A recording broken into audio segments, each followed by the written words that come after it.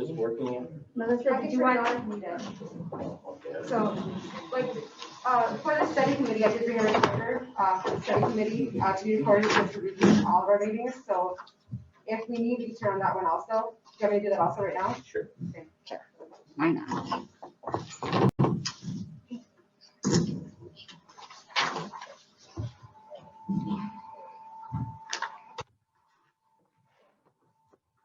So next on the agenda is review of the minutes from January 6th, the regular meeting, not the reorganizational meeting.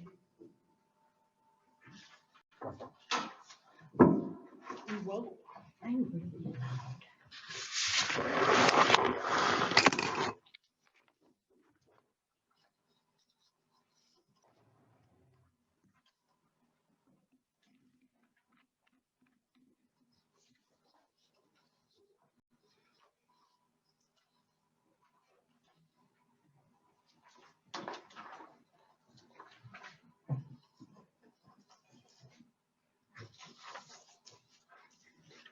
What?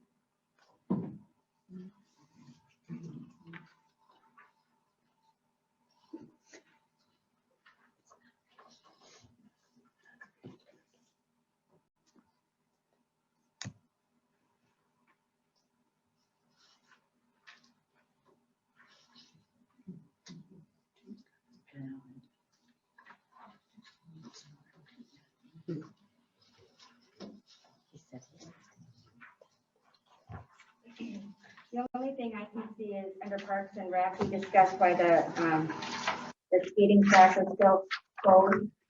And I've seen several comments on social media asking why our shop is closed.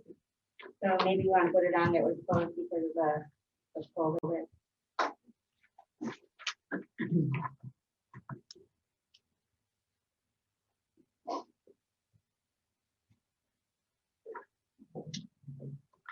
Yeah, can we discuss?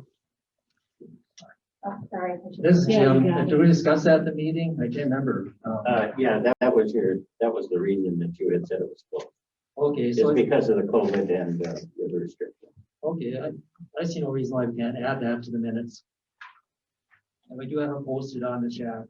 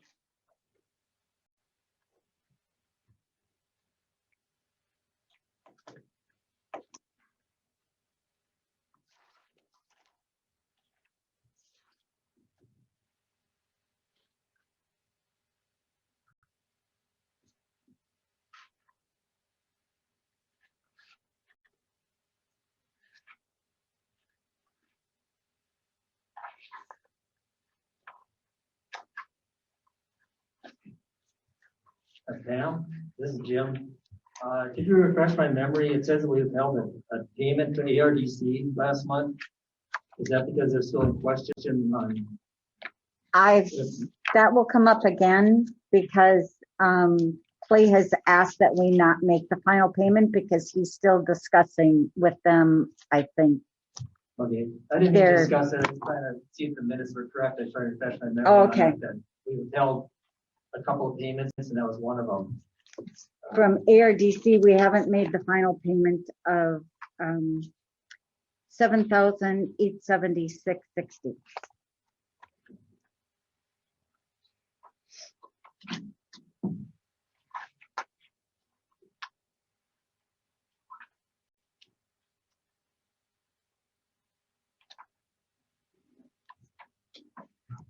This is Jim. I'll make a motion that we accept the minutes with the correction that Deb had for Parks and Rec. This is Clay and I will second Please vote by, it. Clay. go ahead, vote by roll Clay, call. yay. Deb, yes? Walter, yes. Jim, yes. Tim, Yes. motion passes unanimously with one correction. Now attached to that is also the reorganizational meeting minutes, or it's a separate piece of paper.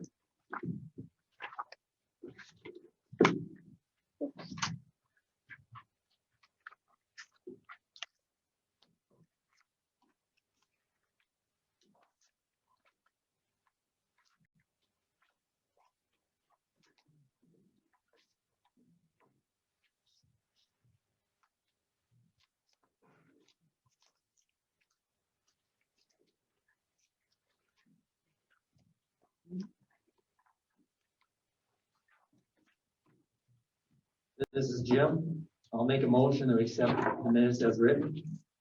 I will second. This is Clay. Please vote by roll call. Clay, yes. Deb, yes? Walter, yes. Jim, yes. Kim, yes. Motion passes unanimously without any corrections. Pam?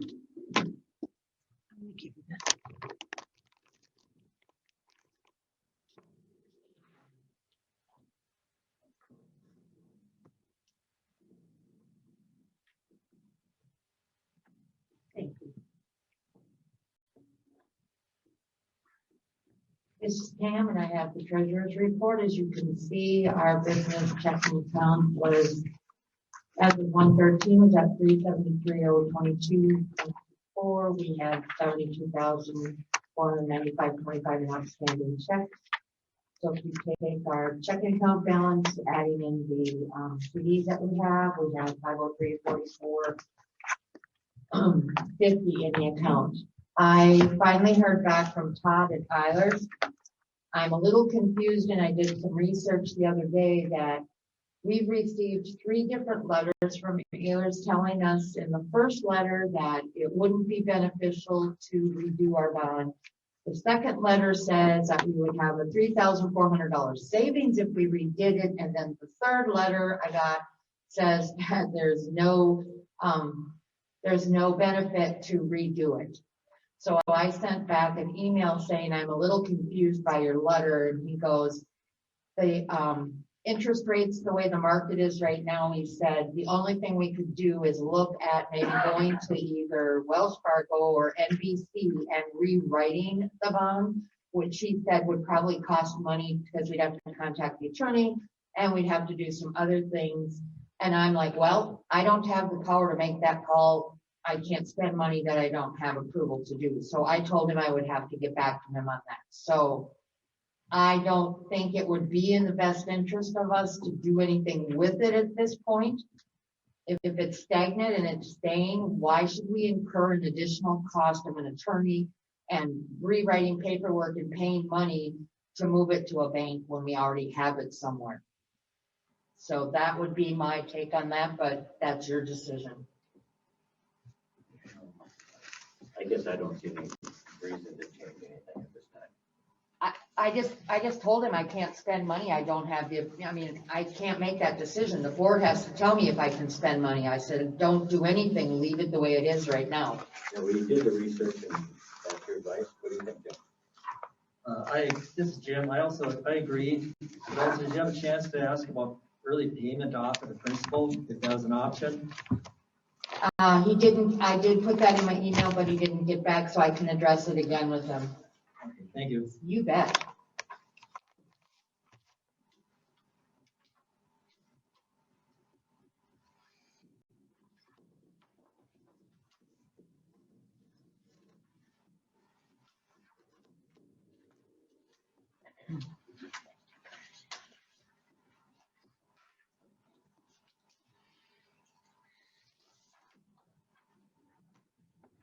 So is the board directing Pam not to do anything further then? Is it gonna be a motion? I Because could make a motion not to make any changes. This is Clay. I'll second it. Over. Call for the vote. Clay, yes. Deb, yes. Over, yes. Jim, yes. Kim, yes. motion passes unanimously. Leave. Bonds. Okay. Someone has to make a motion to accept the treasurer's report. I'll make a motion to accept the treasurer's report. This is Clay. Deb will second it. Call for the vote. Clay, yes. Deb, yes. Over, yes. Jim, yes. Tim, yes. Motion passes unanimously. Correspondence.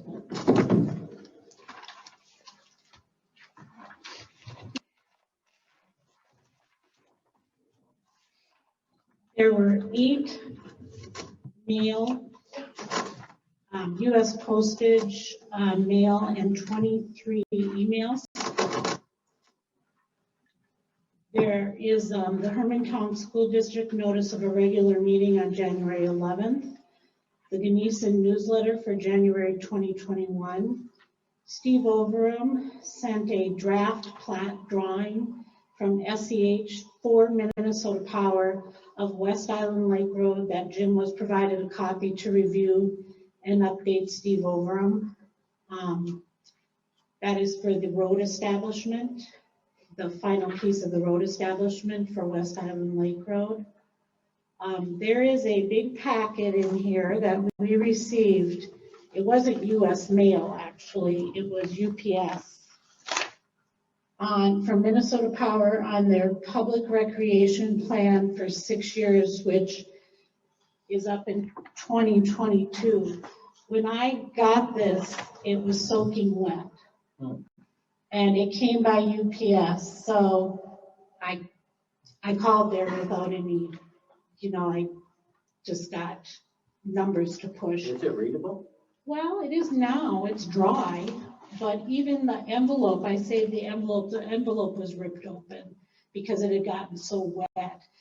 And it actually came on a day when I was here, so it got wet someplace other than sitting in front of our door. But you have till February 28th to respond to this if you want any comments on their recreational plan. So I would be happy to look at it.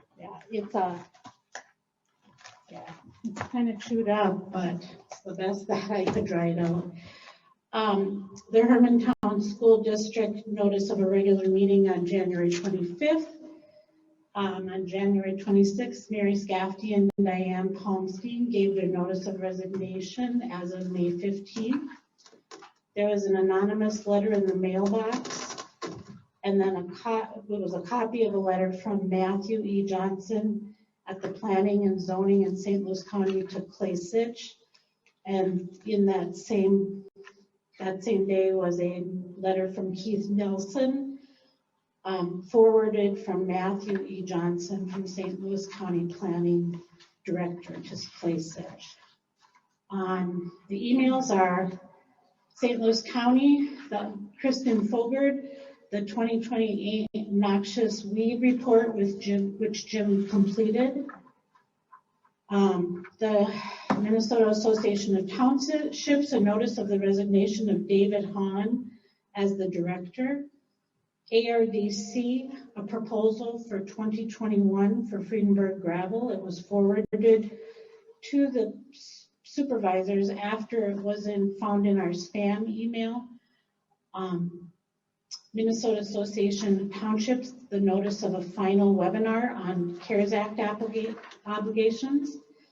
The Secretary of State e-update. The St. Louis County COVID relief grants for small business, which we forwarded it to our local business, which has to be a restaurant, a gym, health club. It's not just, it can't be a local business. It has to be associated with the restaurant industry. But I did forward it to the Minuet also. We received some smart power generator information, which went to Linda Bergstrand. There was a notice about a March annual meeting guidelines conference, which was sent to all the supervisors. There was a St. Louis County Auditor's Office apportionment. It was in the amount of $3,800.62. And this includes the January 25th payment and the one that was paid in December 2nd, 2022. So if you were to look in correspondence, the numbers look funny, but you have to go back to the December correspondence to see when we got that notice. They included them both together. It took me a minute to figure out what they were doing. Secretary of State e-update. This is the other part of the apportionment for the amount of $2,707.72. There was a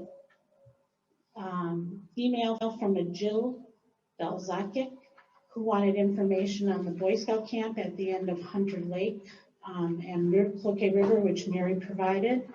Linda Britton and Tony Bloomdahl from the DAT, the Duluth Area Association of Townships. Linda's retiring and Tony Bloomdahl from Rice Lake is taking over. There's a notice to file our 2020 auditor CTAS financial statements. All done. Lynn Seversal, resident, regarding a 60-day appeal of the CUP at 6464 Fredenberg Lake Road was placed in the mailboxes of each supervisor. St. Louis County noticed that February 3rd was the deadline for that grant. Ehlers, a client alert regarding spearfishing. I know I said it wrong. Attacks about redirecting bond payments. Township hasn't received any of the emails. Lori Scarman, a notice of the local board of appeal meeting. The local board of appeal is tentatively set for Wednesday, May 19th, 2021 from 1 to 2 p.m. They say tentatively because they're not sure if they're doing them in person or if they're doing them Zoom again this year. So it is a tentative schedule. And then an e-update on January 29th from the Secretary of the State. Thank you, Diane. Your bills.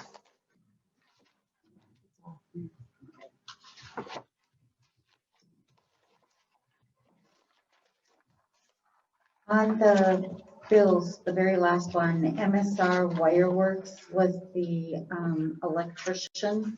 And the reason it's so much is he finally billed us for 18, 19, and the year 20. So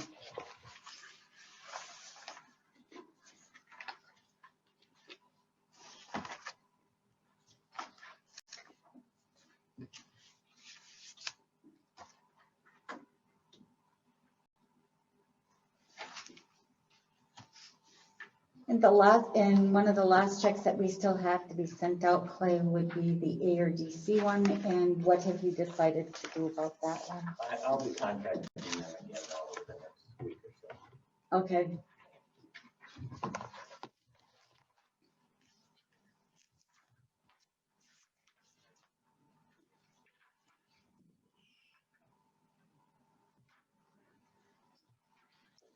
So you're not paying the ARDC? No. What's that? I have three, two, three. One, three, two, three. Is there a third page? It's the The third page is a signature page. Oh, so don't worry about it.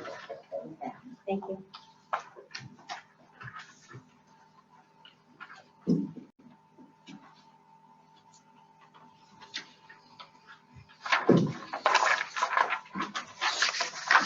Well, ARDC isn't even on here, so there's nothing to delete.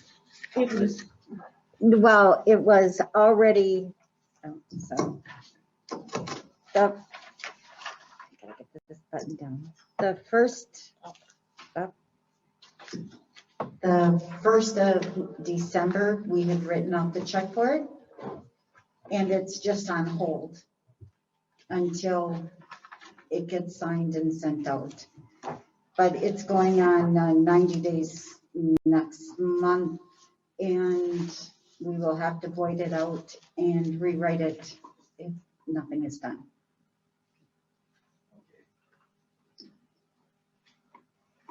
So this claims list as it stands, claims 10271 through 10259. No, 284. 84. 10284. 10271. Start over again. This is Jim. I make a motion that we pay claims 10271 through. Oh, did you do it again? What page am I mixed up? Through 10284. And the total amount is $10,265.89. I'll second it. please Right. vote by roll call. Second it. Oh, wait, aye. Deb, aye. Mulder, aye. Jim, yes. Tim, yes. Motion passes unanimously. Okay. I already told you about the local board of appeal. We have three supervisors who are still certified. So you may receive a notice, but please check to see your dates if you receive a notice from the county about it.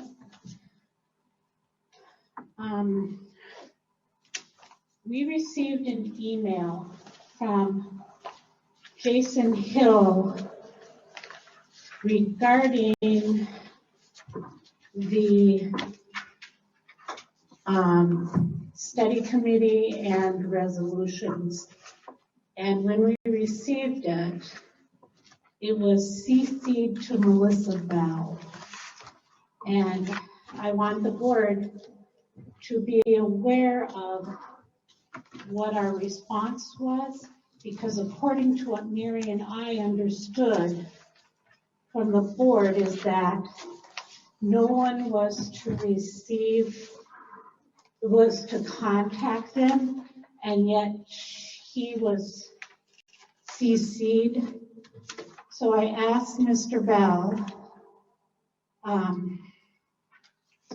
he said, it's my understanding, Mr. Hill, we were forwarded a letter emailed from Clay Sitch today at the town hall. We would like to know why we did not receive it, as it is a CC from you when a resident, Melissa Bell, did. The town board should receive this information before a resident. His response was, I'm not going to find it.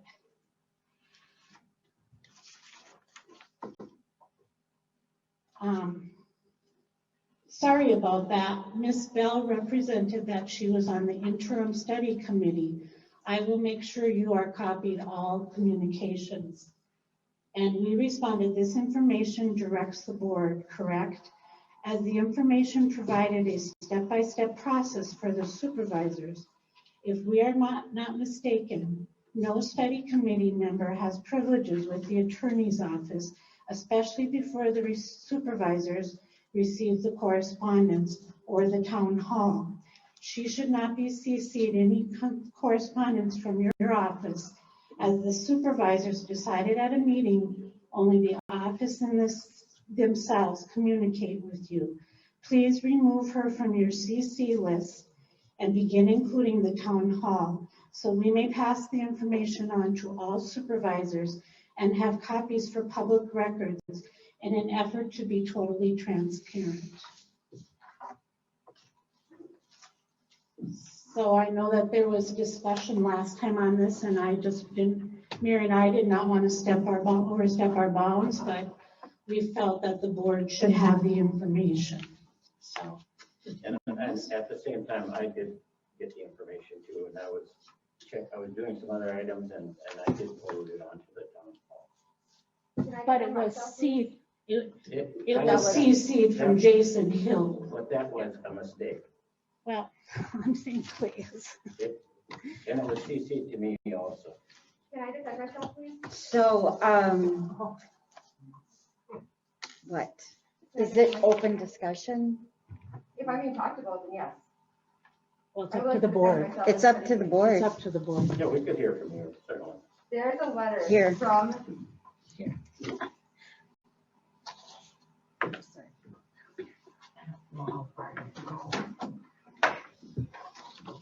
There's a letter that I read from Jason Hill regarding the study committee, and it said the study committee had the right to talk to him and ask questions.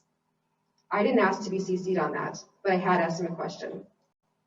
So I don't appreciate the All I deep. can do from Melissa is what he wrote. I know, All I it can do just seems is like from you went a what little he deep wrote. there, so.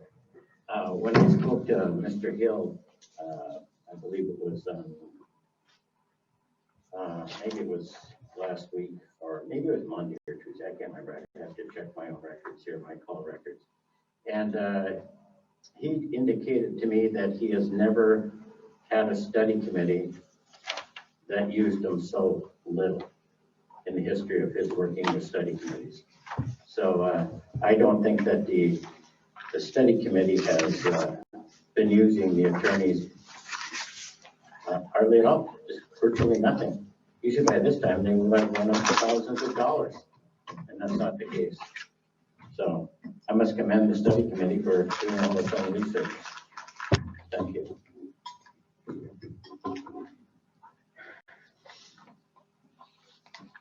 I had questions.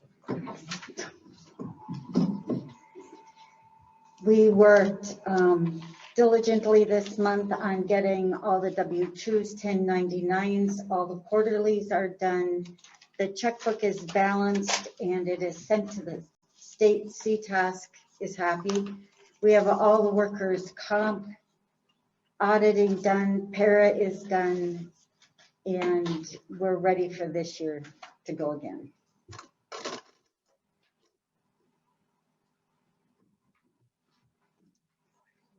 I noticed you burning the midnight oil. Road report.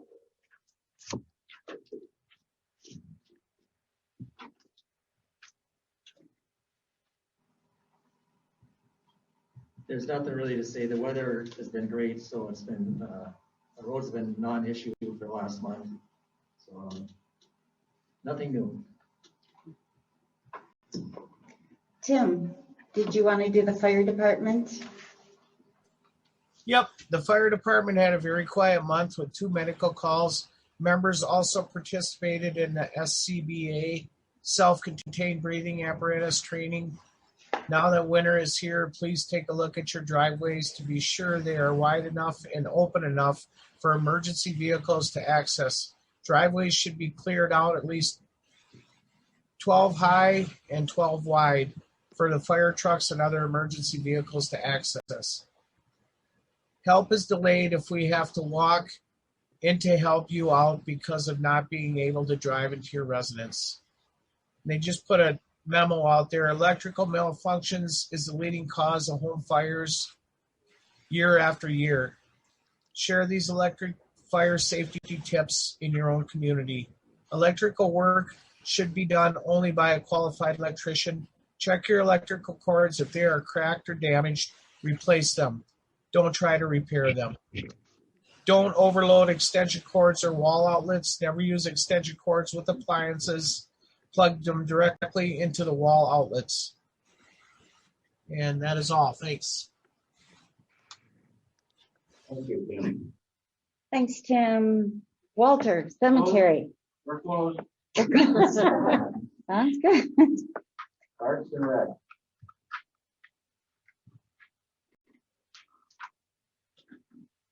Again, nothing significant. Skating rink is up and running nice and good.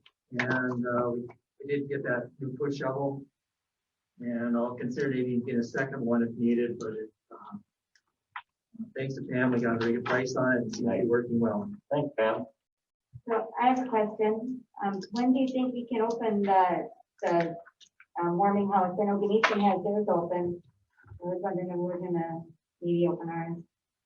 I haven't talked, researched it since we talked the last time when I talked to all of them in Duluth area, had them closed. Okay. So I don't think I'd advocate that we open up.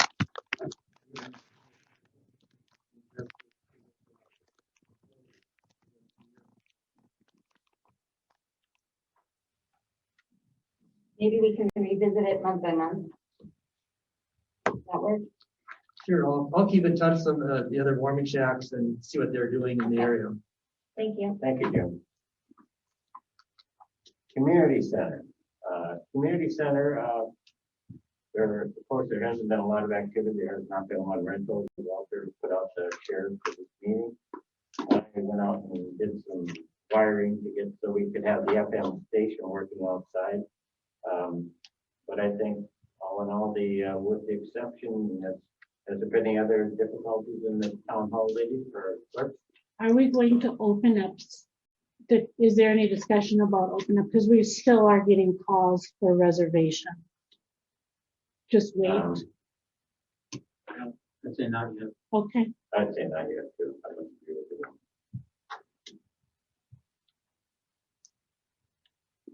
I don't even know when we're gonna be able to open.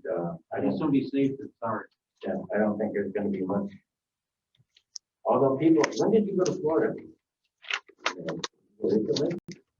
Right, I just got back. I got back January 19th. I left on the 7th. It's such an interesting thing because sometimes I've got friends that are traveling in airplanes and going in airports, and then you have other things that aren't open. So it's a different time. So, but you're probably right, Walter. There's no sense in having people have difficulty. And then at the time, there would be additional expense if we did happen to open up the town hall, because we have that desanitizing machine, which we would have to come in and probably if there were consecutive meetings, we would have to come in and spray it down. And when you spray something down with that particular machine, I've only put water in it, but to make it work, I mean, you have to get everything wet. It doesn't just, it's not like an aerosol where you make the air smell better. It actually has to get wet. So there would be probably a cost of when we spray things that maybe would harm things that we spraying. So I think it's a good idea to not do it for a while.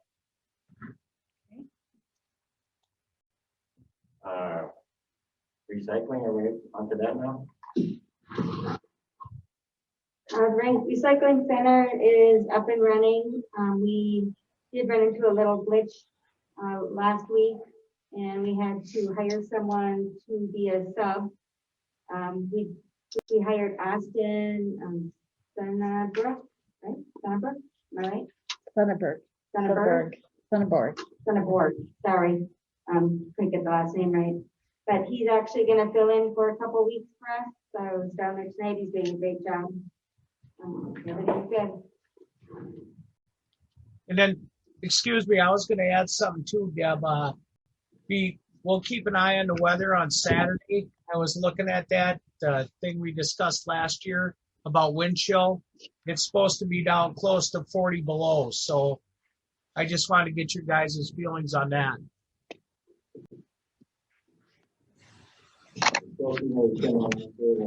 Sometimes the weatherman's wrong, but we can certainly get very close to maybe we would know by Saturday or Friday. So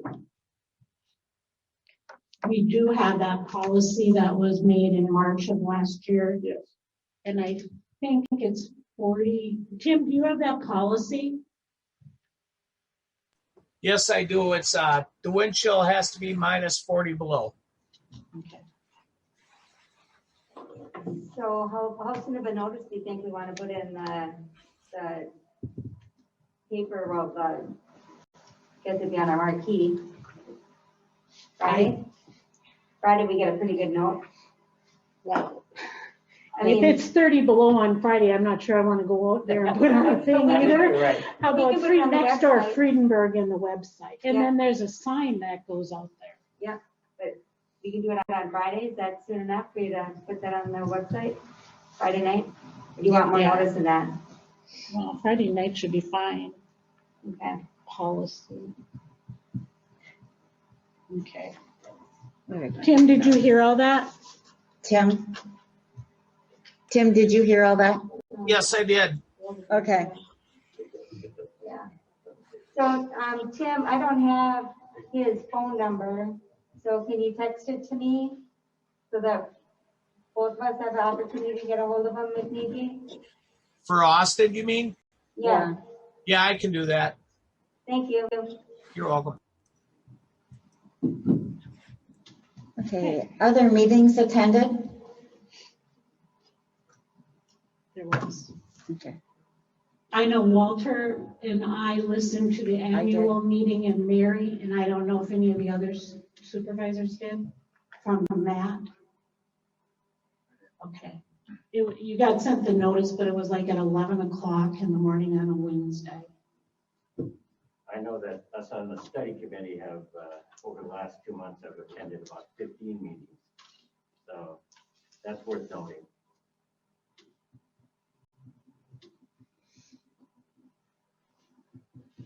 So who's doing the update for the? And this is Jim. Diane, do we want to make an announcement at that meeting? It was mentioned that the annual meeting should be moved back to the fall. Did we ever make an announcement on that? No, but it's on the agenda today. Sorry. It's okay. It's on the agenda. Never mind. Okay. At this time, the board allows for an open. Township preparedness Oh, plan that's update. right. I never have that on here. The township preparedness plan update, Clay?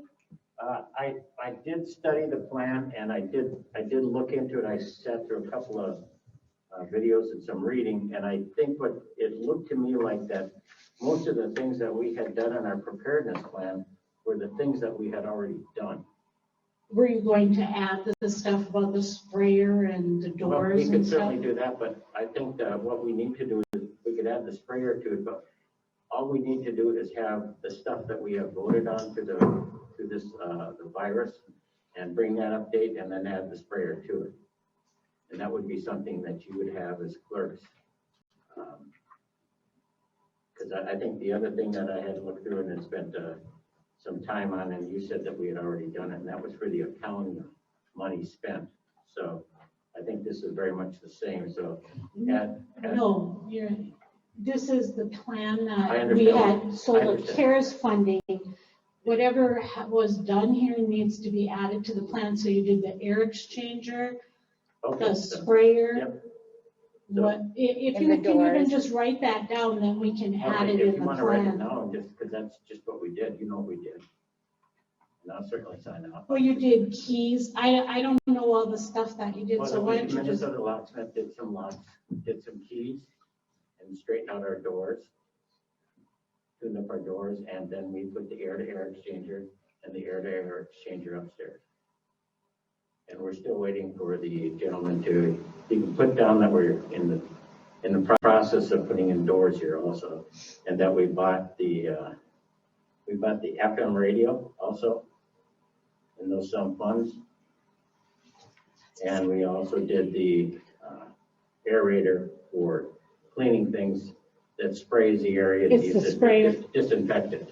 That would be the areas that we would need to add to it. But most of it was covered in there was the policies that we actually accepted. Now we started operating. So Clay, just one quick question. You talked about Minnesota locksmith, and I know the front door works amazingly well.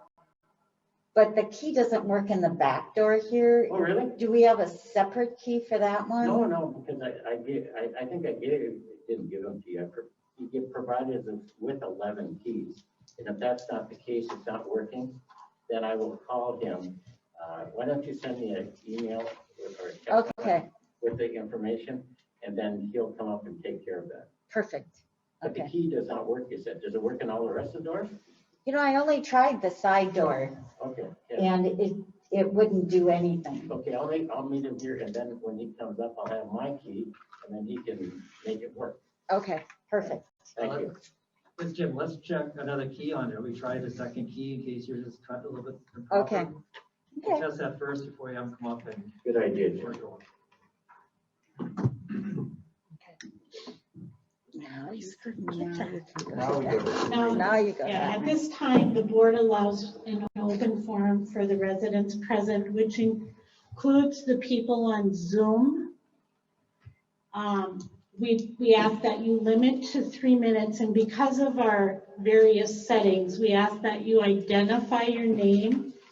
And if the board is okay with it, can we do the people in here to begin with and then the Zoom? Okay, so we'll open it up to the people who are actually at the town hall right now.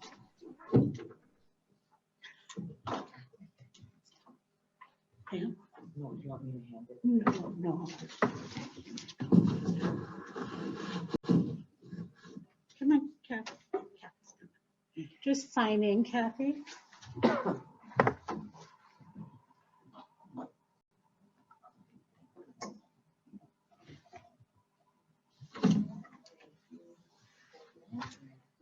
Catherine Pearson, Beaver River Road. I just would like some questions. I'd like to know more about the correspondence on the letters 128. I want to know more about what that's all about. And the one from ARDC about a proposal, what you're planning. Something that I had seen from Lynn Seversal. Can we go into a little bit more detail on that? And I haven't been at a meeting except Zooming it lately, but I understood that the study committee was about whether we were taking zoning for the gravel pit issue and not actually calling it a moratorium on gravel pits. I understood it had to do more with the zoning part of it. So I'd like to know what you guys have to say on that. Let's see. Thanks, Kathy.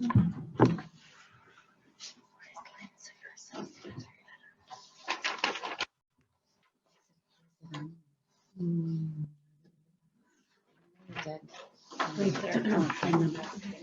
Okay. Anybody want to respond to those? I don't have any response to any of that at this time.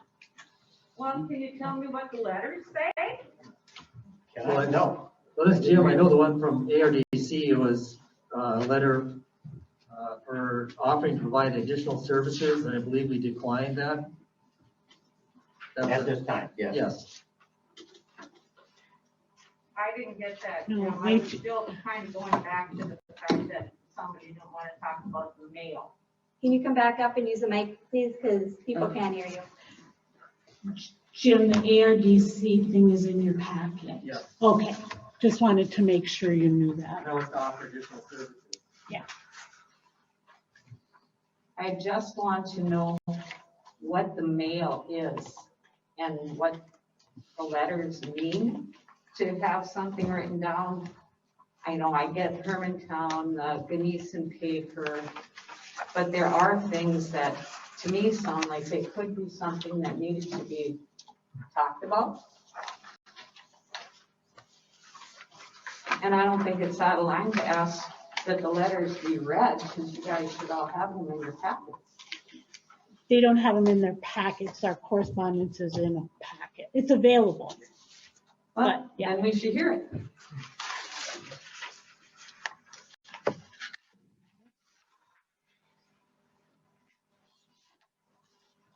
That was the one there. How does the board want to proceed? I read the correspondence and I have no comment, even if it is read, so.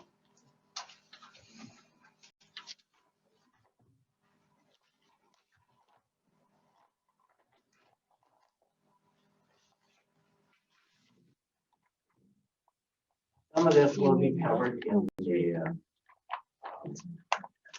study committee. Can the clerk not read the letter? We're not stopping them. It's up to the We're board. finding it. We're waiting for the board. We don't need to read the letter. It'll be covered in the, We have an anonymous letter on the 28th from Matthew Johnson. Matt Johnson. He is planning director. Yes, That's he the is. proper title for St. Louis County. Yep.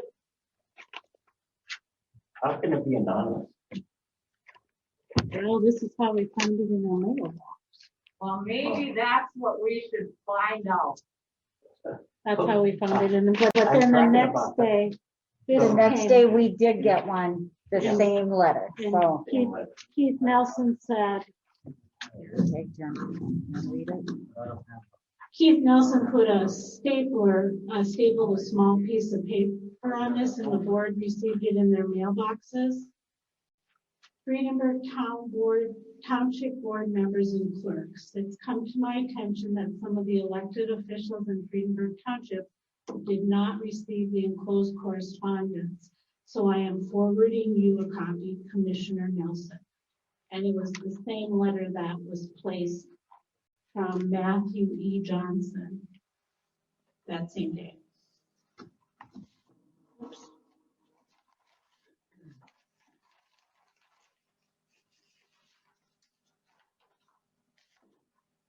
What did Matthew Johnson say?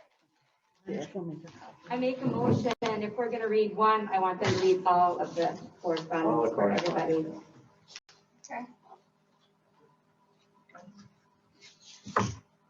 Do you want them all read? Well, no, the board has to vote on I this. made a motion, somebody has to second it. I think it's a weird, all these things are just, we're gonna be dealing with all of these things in a short time, which we're gonna be spending a lot of time on, which is the study committee. If you have some additional questions at that time, you can address it at that time. I think it's an appropriate time for them pulling it out, because we have dealt with many of these items in the study committee. So it would be a good time to ask those questions. And I'm sure they would be answered. No, we didn't study any of that. Well, I feel if she asked for the two to be read, please read the two she asked for. just for the Keith Nelson one. Well, that you guys one, gotta back up. You guys gotta back up. And then Deb Lynn made a Traverso. motion to read all correspondence if we're going to read any. So we are looking for a second to Deb's motion. No second? I'll Kim, second it, but I'm sure it would fail. Clay, you're seconding? I'll second it. I guess if you read one, you gotta read them all. Vote by roll call. Yay. Yay. No. Jim, no. Kim, no. Motion fails. So since she asked for the two, please read just the two she asked for. Can I clarify that they're the same letter? They are the same. Yeah. She asked. So just so you she know, asked for Kathy. Lynn They were sent back Seversal. in Oh, you December. want Lynn They're Subversals? not Yeah. new. Okay. Yes, it was that one and Okay. Lynn. Same letter. Okay. December 24th, dear 2020, dear Mr. Sitch, I am in receipt of your November 16th, 2020 correspondence related to the conditional use permitting for gravel pits. While needed revisions to the ordinance are always being evaluated, the county board has not created a commission to specifically look at borrow pit permit processing. Regarding the conditional use permit cup you granted by the St. Louis County Planning Commission on May 14th, 2020 for 6464 Fredenberg Lake Road, the Planning Commission held 2 hearings on the cup application, and anyone who wanted to speak either for or against the granting of the permit was allowed that opportunity. At the March 12th, 2020 hearing, you and 14 people spoke against the permit. At the May 14th hearing, the PC Planning Commission, I think it means, considered 35 pieces of correspondence as well as your testimony and that of 17 others requesting denial of the permit. At the conclusion of the hearing, after considering all the facts submitted, the Planning Commission voted unanimously to grant the permit. Pursuant to St. Louis County Ordinance 62, Section 8.5, a party disagreeing with the decision of the Planning Commission is afforded an opportunity to file a formal appeal of the decision within 60 days. No appeal was filed with the Minnesota Court of Appeals, and therefore the decision of the Planning Commission is final. As for your question, St. Louis County Planning and Community Development staff will continue to monitor compliance with Ordinance 62. All complaints that are received are investigated. When compliance issues are found, county staff works directly with the property owners to make sure they're in compliance with the conditions of any permit issued by the county. If non-compliance continues at that specific parcel, after such outreach in a reasonable amount of time, the ordinance provides tools for enforcement, including the potential to revoke county-issued permits. Thank you for bringing your concerns to my attention. Sincerely, Matthew E. Johnson, St. Louis County Planning Director. And then Lynn Seversal's letter.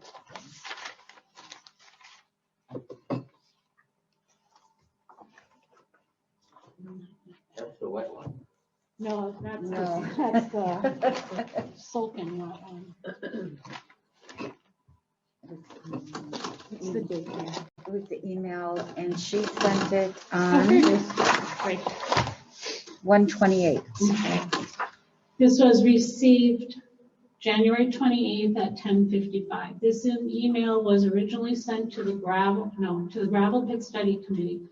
I'm forwarding on to the township clerk so all supervisors can read what I wrote, and it will be stored in the township archives. 60-day to appeal. I have read both recently circulating letters from St. Louis County and have one question that really stands out for me. Why did our board not put into action to hire an attorney or do something to file an appeal within 60 days from when the 64 cup was finalized and accepted on May 14th, 2020? Why wasn't there legal, parentheses, meaning a real attorney involved in this process before it was final? Only one board supervisor, parentheses, Clay Sitch, and 14 or so concerned citizens were involved in all the hearings. Don't you think that would have been a bigger impact if an attorney would be present at the SLC meetings when the decision to accept or to not accept this cup happened? All I can see in the town board minutes is that board arguing about hiring an attorney, ARDC stepping in and bringing us to where we are today by creating a study committee to research and give the board recommendations if the township should take back zoning or not. Somewhere along in this time frame, attorneys Kennedy and Graven were hired and came to the conclusions as ARDC create a study committee. Why did the town board skip the appeals process and jump right back into considering taking back zoning and contemplating creating an ordinance for just gravel pit zoning? By the way, we would be the only township in the entire state to even think about doing such a thing. Then there is a moratorium on gravel pits that was feverishly put together, thinking this would help. It did not. In my opinion, there are big questions that need to be answered before this study committee proceeds any further. All residents impacted by this pit should ask themselves the same question as to why the 60 days went by and no legal appeal was ever made. Thanks for your time and consideration. Lynn M. Subversal, 5559 Taft Road, Fredenberg Township.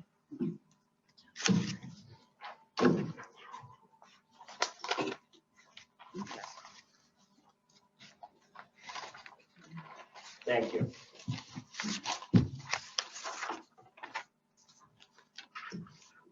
Were there any more comments? Yes.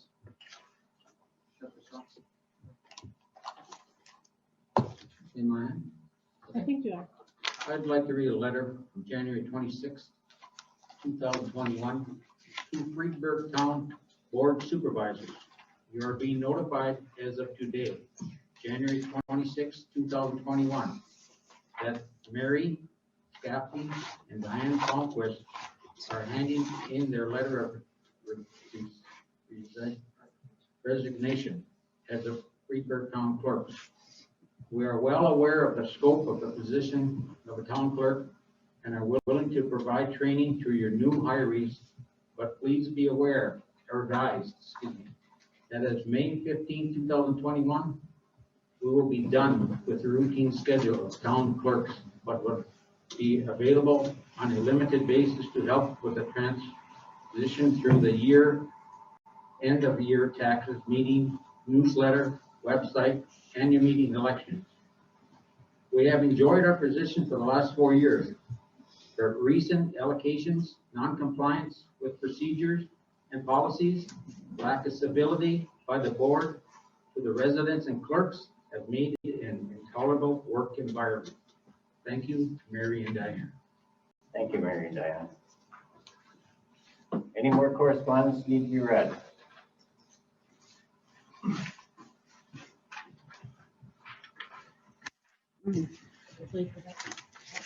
There.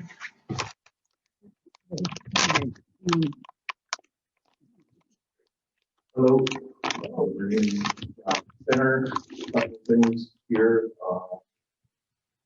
My mom had an episode a couple months ago and Fredenberg came and helped out, took her to the hospital. She's okay. Thank him for that. As far as the ice shack out here, I come up here and skate and you know how hard it is to tie your skates out on the freaking rink. There's nobody ever here. I don't know why it can't be open. But as far as these gravel pits, I live across on the Pioneer Road. I've been calling for 7 years to the county, Keith Nelson, Lindhorst. Still to this day, they've never, it's a conditional gravel pit. They're supposed to oil the roads, do, all this work, so many, whenever, and it's a joke. The guy's he doesn't have to count for anybody. I'm not talking any other pits. I don't know what's going on. All I know is across where I live, people drive by, it's just it's out of control. So all I can say is,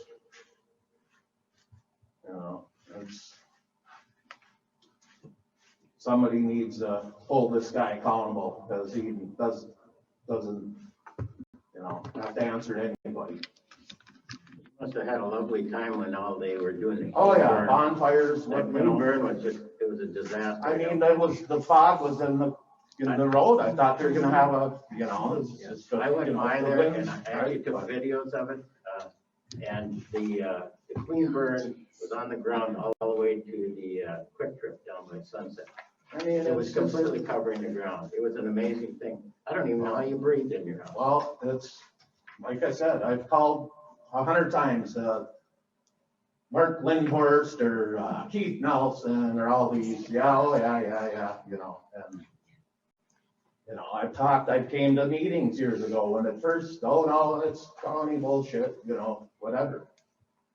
And, you know, still, he never ever oiled the road like a conditional gravel pit, so it says in these papers. You know, no, we're gonna put wood chips over, you know, now the thing's such a dust bowl, I mean, you drive with the winds blowing, you guys drive by it, you know, so I don't have to say anything. Well, I know I've gotten calls from some of your neighbors who say that there's dust continuously through the, Could you just through sign their on the houses. paper, please? It is Thank out of you. control. Thank you. And I just wanted to comment, did the county say in the letter that was just read that when complaints are made, they follow up on them? And you just testified that they do not. They say one thing, like I said, they've been gonna, you know, my biggest bitch is they come out of there and the trucks, you can see a truck coming and the dust, you know, oil the road, you know, the pit's just as dustful as it is.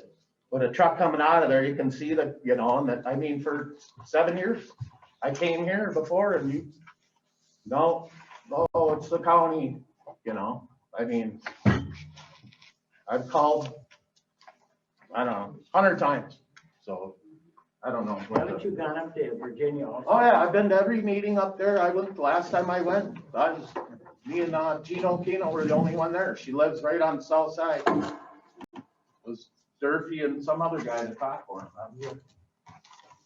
Thank you. Any other 3 minutes? Are you gonna open up the Zoom meeting for 3 minutes? Or Yes. is, Yes. how soon? Microphone down there so we can hear it.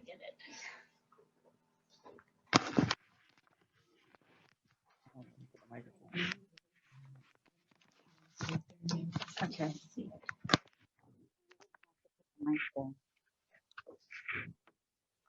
This is Dan Spursel. Can I speak? Yes. Um, Dan, can you hear me? Very well. Can you hear me? Okay. I was a member of the study committee. We did talk about the dust conditions. The big thing with filing a complaint, it's not a phone call. It's not a phone call and it's not complaining to your town board. You actually have to fill out a letter of complaint with the sheriff's office and then the county will act on it. That's the process. Have you filed a letter with the sheriff's office, Jock, about the pit conditions there? Have you called the sheriff and had him look at it? That's the question there. I don't know where the speaker is. Can you hear me? No. No. You, go ahead, Dan. alrighty. I also want a public service announcement for the community. I filed for a conditional use permit for 5559 Taft Road for gravel excavation and also hot mix plant. And since we have Zoom meetings, I'm just saying this is a formal, I guess, public announcement. You'll be getting formal notification from the county, and your moratorium is invalid. Thank you. Thank you, Dan. Any other 3 minutes? Anyone else on Zoom? If you want to unmute yourself.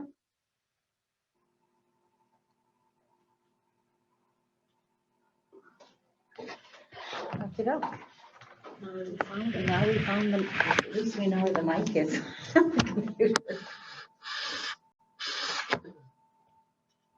Okay. The next item is, the grants for the township road improvement for East Cliff Lake, West Island, Wood Duck Drive, the resolution to amend the resolution 2021-002. In your packets, there are a couple of things you received, and one is the amended resolution, and there's a little yellow mark where the resolution is being amended to say if the grant is approved and accepted by the town understands and agrees that it will be responsible to fund engineering, right-of-way, inspection, and other non-eligible costs, as well as grant-eligible items in excess of the grant amount. And in your folder is the estimate from SEH, in your packet, sorry, and also a map. And then we do have the application that SEH completed. Here. Yeah, I got it. Just for update on that, That's the application. the reason, am I supposed to interject now or?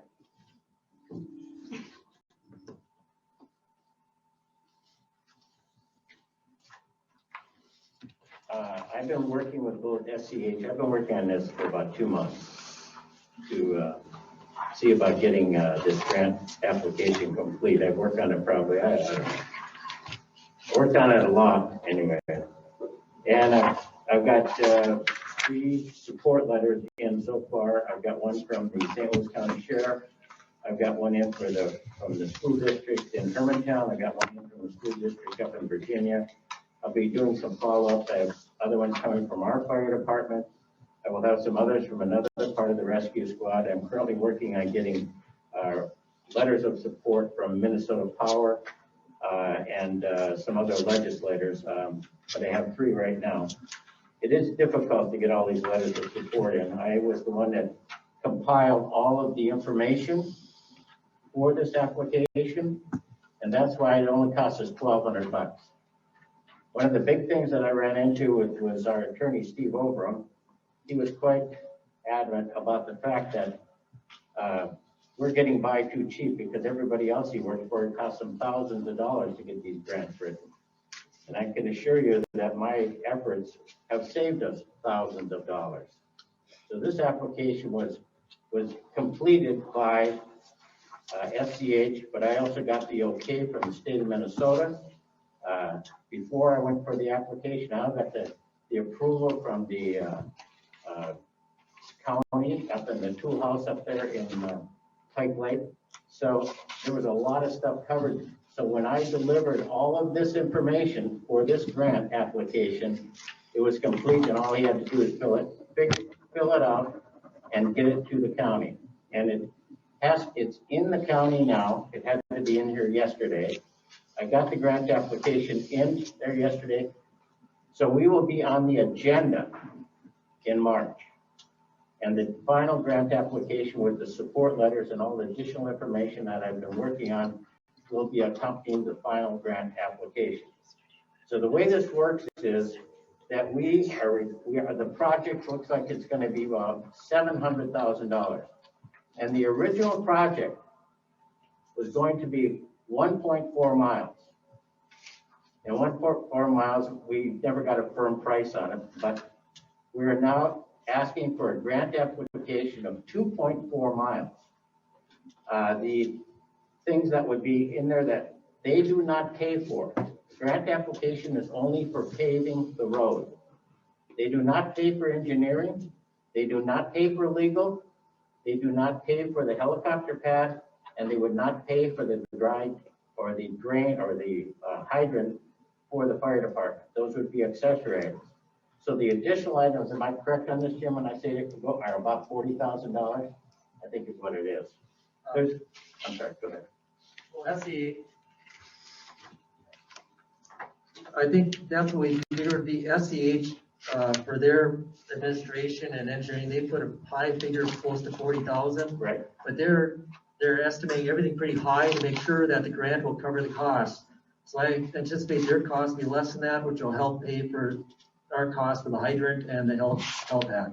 Correct, so, and it was important to put these elements into this grant application, because when I spoke to the lady in charge of grant applications in Stearns County, which I spent considerable time with her and other people in other counties on these grant applications and how they should be put together. And they gave me instructions upon how to emphasize and put safety items in here. So maybe it helps us get the grant application. Now this grant would be for approximately $650,000, which we would then fund the balance. Now, if we decide that we do not want the $650,000 if we get the grant, then we do not have to pay for any of the additional items by the township, which would be maybe $40,000, $50,000. But we would get a grant application that we are awarded this for $650,000. And that would pave our road, pave that road. And but at that time, we would have to vote whether we want to take the 650 or not. So we are not in jeopardy on any stretch of the imagination. So if we get to 650 and we say we don't want the 650 because we don't want to pay the 40, that would be what we would do. Thank you.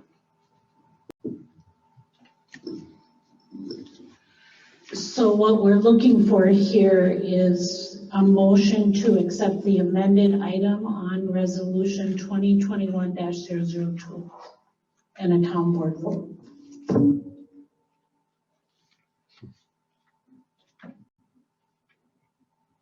I'll make the motion. This is Jim. I'll make the motion to amend the resolution 2021-002. This is Deb, and I will second that motion. Call for a vote. Twain, yes. Deb, yes. Walter, yes. Jim, yes. Tim, yes.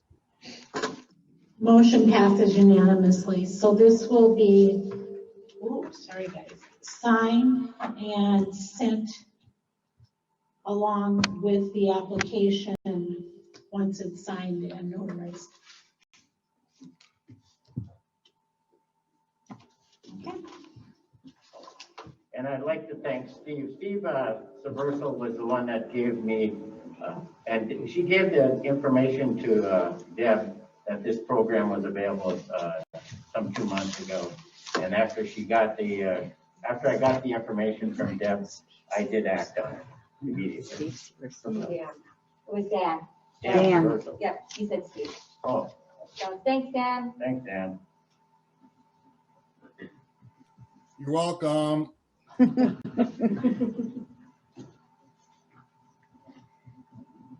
Okay. So does anybody have any questions about the grant process or accepting the money or anything else like that? Thank you.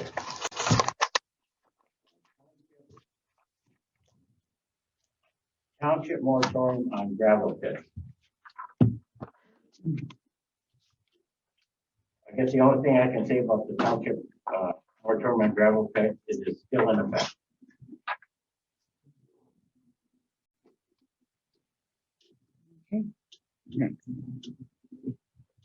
Any comment on that? Yeah, I think so.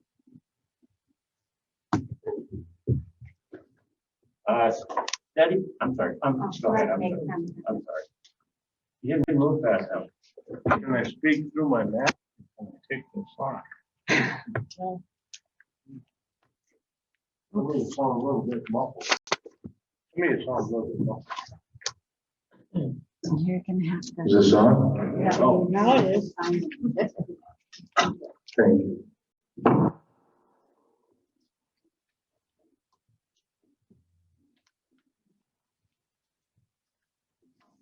I just want to speak to from experience,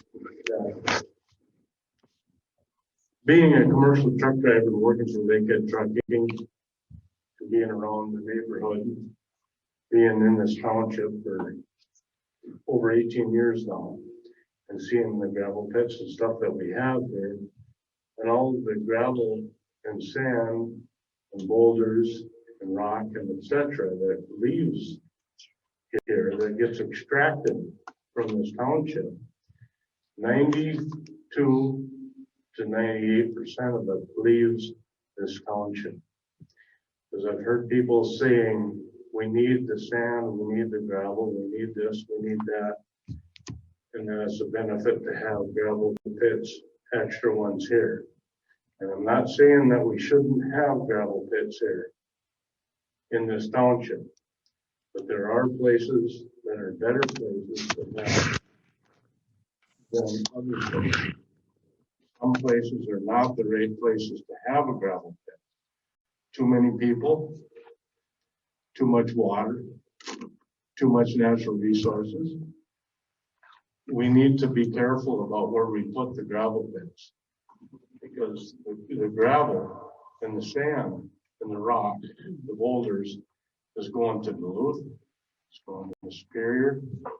It's not a lot of it to Wisconsin, but some of it. And to Race Lake Township and to Cloquet and to the Iron Range and the North Shore. That's where it all goes. All you have to do is stand out on the Lake Road, Race Lake Road, Emerson Road, Fish Lake Road, and you watch the trucks go. More than 9 out of 10 of those trucks that leave this township go away from this township. There is very, very little benefit to us for the sand and the gravel and the rock and boulders, etc., here in our own township. There's lots of places that we can get gravel and sand. I know because I've hauled it. There's lots of it in other places. We don't need it from certain places here in our township. I'm not saying that we shouldn't have gravel pits in this township. No, we can, but there are better places too. And I will hearken back to a conversation as an example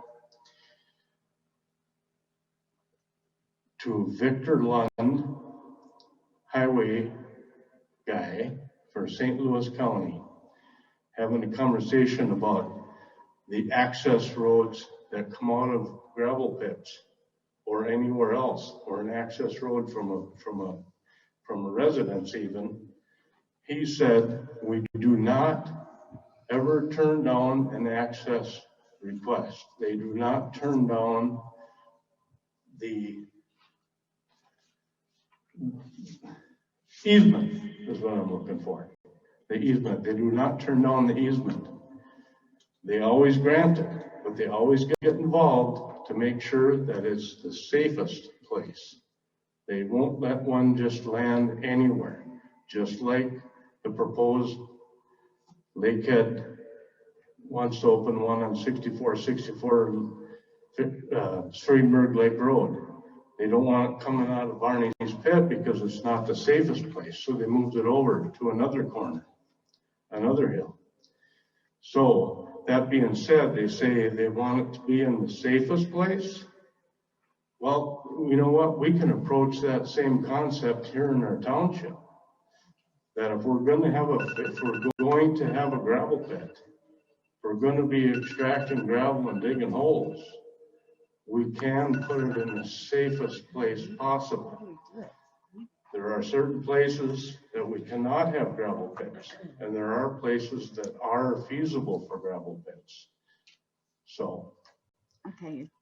that being said, my time's up, and thank you very much. Thank you, Town Board, for your service and your commitment to our community. And what was your Thank name you. again? What's that? What was your name again? Ole Olson. Can you make sure you sign? He did. Okay, thank you. Thank you.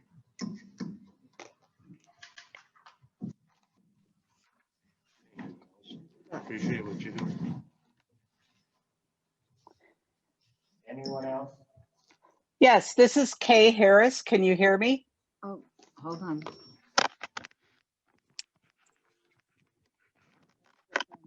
Okay. There we go. Please, I hope I'm not.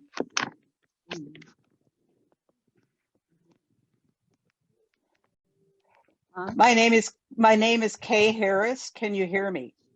Yes. Okay. I am an owner of property at 6261 Datka Road. And the question was, what is going on, or what has happened to the moratorium on gravel pits? I did not hear Clay Sitch's answer. The audio cut out. So I would like to hear his answer again.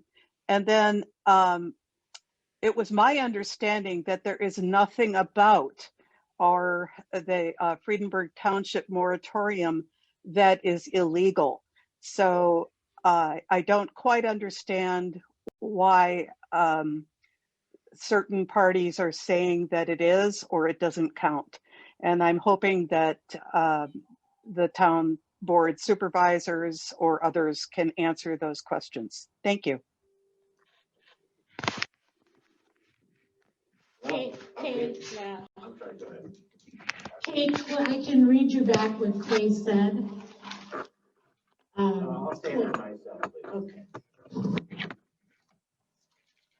I can tell you this, that we have a legal moratorium, and the county still has the rights to issue conditional use permits.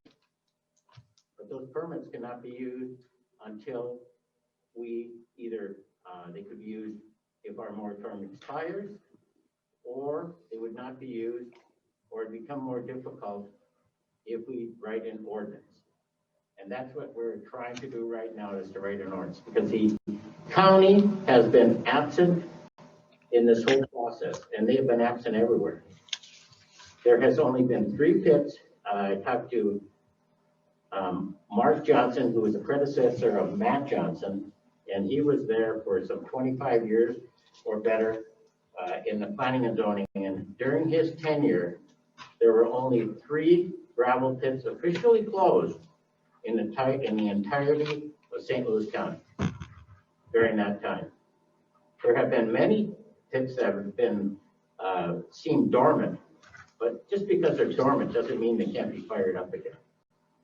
Dormant has nothing to do. Officially closing a gravel pit is a different item.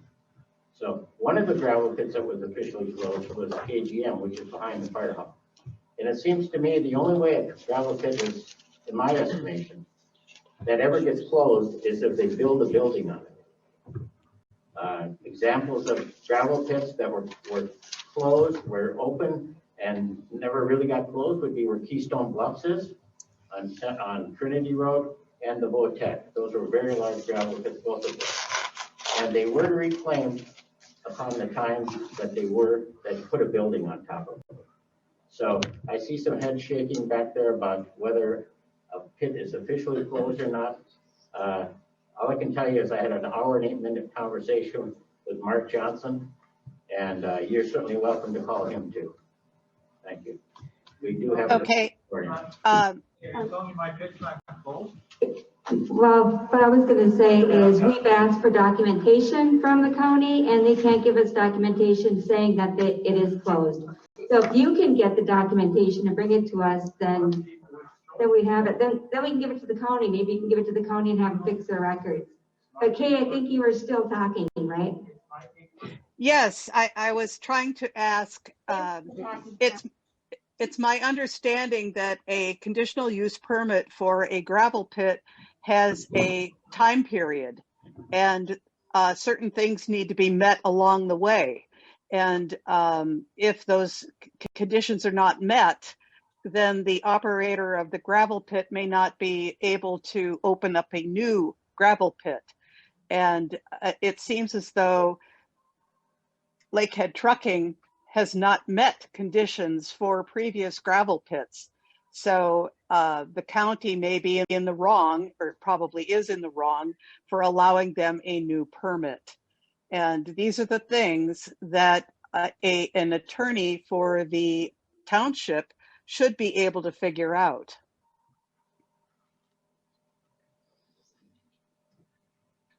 Why do we not have an attorney?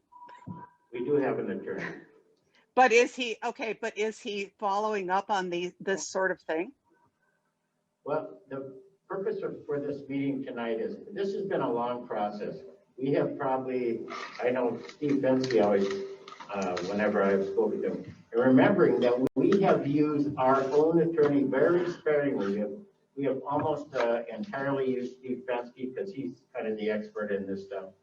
Because we're trying to keep the bill down, because we always get complaints about spending too much money. But at the same time, we have done the research, and we have found that the county is, they don't do any follow-up. I mean, when I spoke to Steve, or to Mark Johnson, one of the first things that came into his, because he left in February, and the gravel pit zoning, or the gravel pit hearing started in March. I think it was March 12th. And I think we were, I don't know what, anyway, we were kind of between the guy, planning and zoning guys, or unfamiliar guys. But I know during that time, when I spoke to him about that, he told me that the McKeever pit had violations since 2008, and he did not know how they would ever fix them unless they were going to buy more property adjacent to them to get rid of the steep banks and stuff they had around them. So they did issue a permit to the Kneskis for that gravel pit, knowing that there were violations. They had a fiduciary responsibility at those meetings to bring that information forward.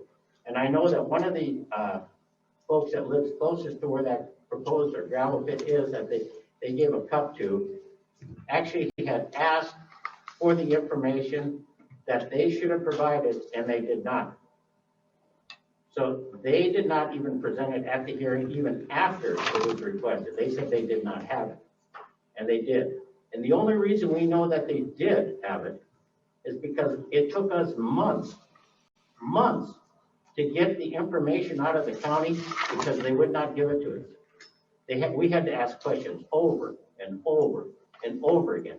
And they kept asking for us to rephrase our question over and over again. Yes, I understand all of that, and that's fine. I've read a lot of the things. I just hoped that at some point, Fredenberg Township would actually spend some of the money on a proper attorney to represent the interests of the township. So that's it. Thank you, Kay. Anyone else? Is there anybody else that would like to talk on Zoom?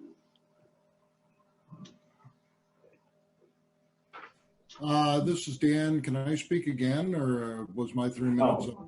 No. Well, It's not the open forum. it's not, but everybody else will. Can I let everybody else speak another 3 minutes? Well, someone can, You guys decide. this is Jim, the question I'd have is, if someone speaks on the open forum and now we bring up something under old business or new business and it's a totally different topic, are they prohibited from speaking just because they want to talk about something else? I don't think they should be prohibited from speaking on a different topic. Yeah, let them speak if it's on the moratorium. That's what the topic was. What are you gonna say? I guess I can answer the lady's question is all. You can speak on the moratorium if you wish. Okay, on the moratorium, I went through the paperwork on conditional use permits throughout all of Fredenberg and all of Gnesen and all of Grand Lake and all the places they wanted us to look. Yes, there's a problem with reclamation. That was my department on this. I offered some suggestions. They were left out. Understandable. The Sierra Club and things wouldn't like my recommendations, so I left them out for now. On the gravel pits that Lakehead Trucking owned. Moratorium, please. Behind, what's that? The moratorium you're speaking of. Yeah. Right, because you mentioned in the moratorium that there were things wrong with those pits, and that's why you needed to have a moratorium part of it. The things that are wrong in those pits, as long as they're working banks, they're not wrong yet. As long as they're still working the pit, they're not necessarily wrong yet as far as county law. And when I look at the conditional use permit that was granted, Lakehead Trucking, I realize there's a lot of talk between the county commissioners on it. It wasn't mentioned that these pits needed to be reclaimed.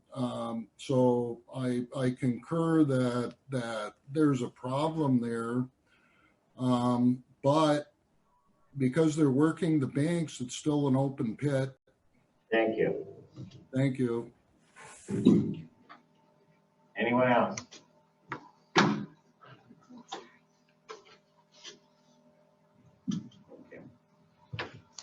I guess we can move on to the study committee.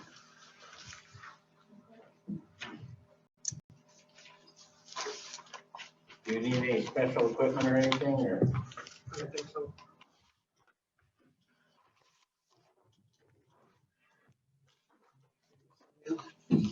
Yep. Here's the sign-in sheet right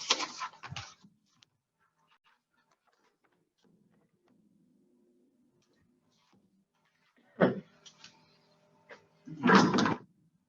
Sounds like it's working. Okay, my name is Greg Flanagan, and I'm here to walk through a portion of the binder or the materials you have. And also Melissa Fella's going to cover part of that. So we're a tag team. I'm doing a little bit of introduction, a little about the ordinance comparison, financial, operational considerations, and property value impact. And she will cover the rest. There's no prescribed approach, so the intent is to give you an overview. I assume most of you had this dropped on you today because we've been working diligently to pull it together. So you may not have had a chance to review it thoroughly. So again, try to cover it at a high level with the expectation of maybe other questions at the end or maybe down the road. Excuse me, I hate to interrupt, but people on Zoom cannot see the presentation. The camera is focused in the wrong direction. There is no presentation. Oh, I thought no visual. There's no visual. Okay. So just packet information was provided to town supervisors? Yes. Yes. I see. Okay. Thank you. Okay. So there's not really a good way to reference material by page, but I'll again try to go through it. A little bit of the prelude. So as was referenced in this, the decision was made on November 10th to sponsor a study committee that was made by the board. And then that was initiated on December 7th and went through yesterday, or you could say today, in light of the building of materials, which is February 2nd. There was 26 people that responded that wanted to participate, and all were included. And we had 12 Zoom calls during that time, which I have the meeting minutes back there. I'll drop them off on my way out.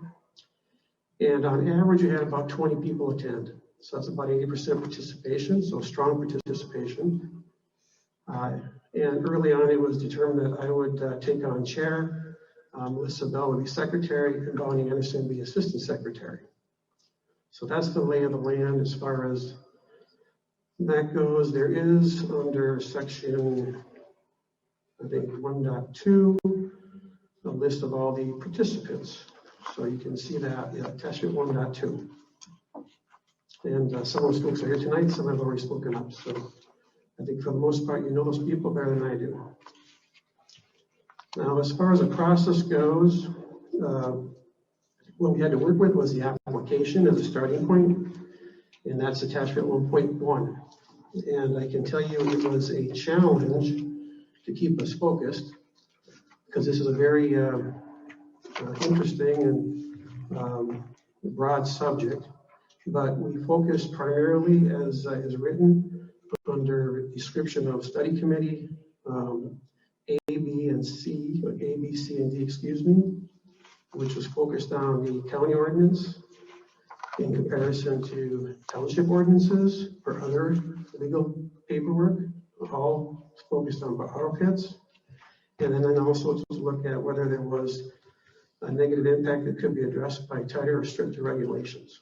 So that was the essence of what we focused on. That's reinforced by the first page of the introduction, where it kind of speaks to the summary of request, scope, objectives, and deliverable.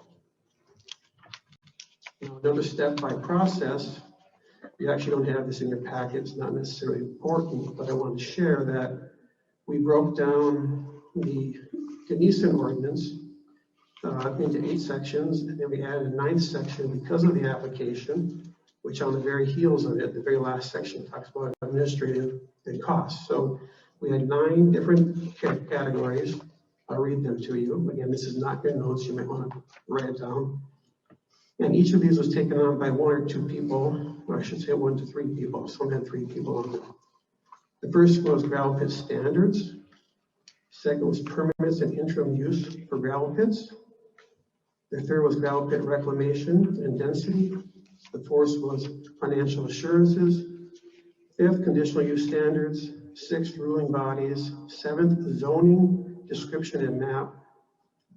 8, comprehensive plans. And the 9th, again, was administrative and costs. So by process, everybody had a chance to volunteer. Again, 1 to 3 people volunteered for each of these sections. They did research based on the available material that was made known to them, or they worked to gather themselves, and they reported back on all of this. And that took us to the point of what I would call the introduction, where we settled on what we're going to focus on from that point forward, and then what in turn ended up getting contained in the report by section. So just to reinforce that, it's pretty straightforward since it is the table of contents. Find it here. Yes, again, you see 1 through 8. We added an 8th item because there was materials that were being generated, some along the way, some very late in the process, that I wanted to include in case there's any need or value to the board for future reference. They may have given a longer study than that more thoroughly within the scope of time, but with 12 meetings, including over the holidays, usually 1.5 to 2 hours in the evening, sometimes up to twice a week, with work being done in between in terms of research as well as generating materials for sharing with the group. It was a pretty demanding effort. So that takes me through the introduction portion. So now we'll just step into the next section 2, ordinance comparison. So in most of these write-ups, it's kind of a narrative that gives you a sense or a flavor for kind of what was going on, but then there is almost all cases references made, either included in the body of the document, or else later, if you get an e-copy of this, they're hyperlinked, which is pretty convenient as long as it works well. So again, touching on this one, ordinance comparison, what was made known early on is that Ganesa has a rather current and rather comprehensive plan. So we wanted to make sure we took that into account. We also did, in some cases, take into account additional 4 or 5 other townships, and I'll reference that a little bit, unless it comes up on Marissa's section that she can cover it. So we did try to look at upwards of 6 different townships, as well as then comparing those to the county, St. Louis County. Now, this section is specifically related to comparison with Ganesa and St. Louis County, because again, Ganesa was by far the most comprehensive, easiest to follow, probably most current by date. And as has been mentioned by the team, time and time again, they're a neighboring township, have more similar challenges as we would have. So they're right bordering us on the east, as everybody knows. And so that's a pretty good proxy for what we might look at as an example. So that is what we did. Now, in this section, in the narrative, there's 12 items. There could have been 8, there could have been 20. We didn't necessarily provide exhaustive comparisons, but we tried to look at where is there some of the more notable differences that could possibly be drawn from later on and used if there was conversations around specifically an ordinance. So I'm just going to point out three because I just point out three to be representative. You can read through it.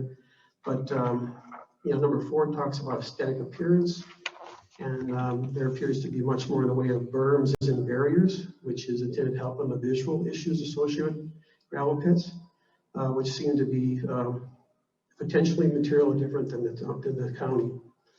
Another one under number 8, inspections. There is apparently a much more rigorous process based on annual township inspections.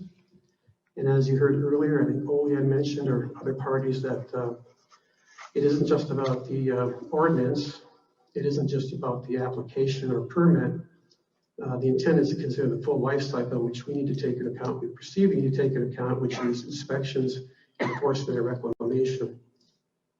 And you'll probably find it in the wording here somewhere, but this environment has gone on for quite some time. Some of these permits that were put out 50 years ago or even more, some pits are being claimed as exhausted, no longer having viable or valuable material, and yet they lay dormant, but they're not considered end of life. They have not been listed as needed for reclamation. So again, the idea of additional inspections and follow through on some of the downstream efforts is probably of value. And then the third example I'll just point out is the environmental assessment worksheet. And here's where the township of Gunnison requires one for each pit, and the county only requires it's larger than 40 acres. So again, the comparison was made between the two, and you'll see that comparison under attachment 2.2.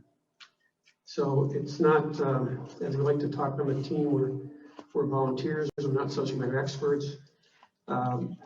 Clearly there could be additional detail or clarification, but we did try to make an attempt reflected by 2.2 as a comparison of apples to apples, and that was not perfect. But again, it points out that Gunnison, a neighboring township, who's taken this matter within the township, has put more rigor, and by statute they have to. I mean, you can't trump a state or county ordinance or requirement, but you can be more explicit or more demanding. You can't undermine something that's of a higher political authority. So you'll see that from the write-up. Now, one other thing you'll see, this is just placed here for reference if need be, but attachment 2.1, again, a lot of information was brought to bear that may or may not relate to gravel pits, borrow pits. We tried to stay very focused, but most probably would recognize this as long-term residents, probably likely longer than myself.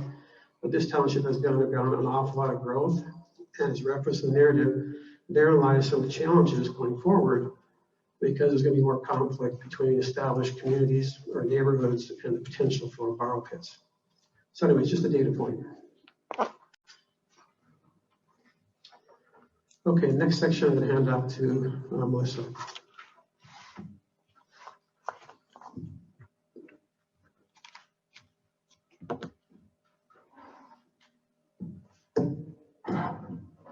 Thank you, Greg. I'm Melissa Bell. If I speak too fast, please tell me. I speak very fast. So section 3 is zoning districts and setbacks. So we compared a lot of different counties and townships, and they all vary in their information of their setbacks and their zoning. If you want to look at attachment 3.1 and 3.2, you'll see, well, I'll go to 3.1 first. The first part is St. Louis County. And you can see how this is pertinent to gravel pits only, extractive use permits only. They have other regulations, but basically they don't allow cups in residential Lake Superior and closed landfill areas, but everywhere else in the, like any other zoning district, they would allow a cup permit to be have a hearing. And then if you go down to Gunnison, Midway, Duluth got cut off, I apologize.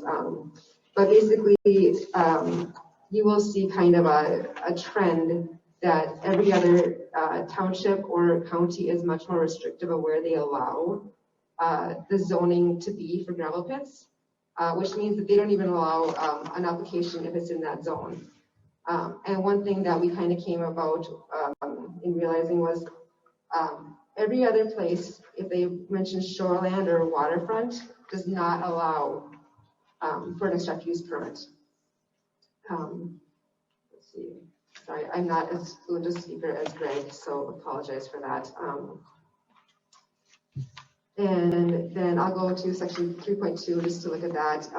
There was a lot of comparisons on setbacks, a lot of conversation about setbacks.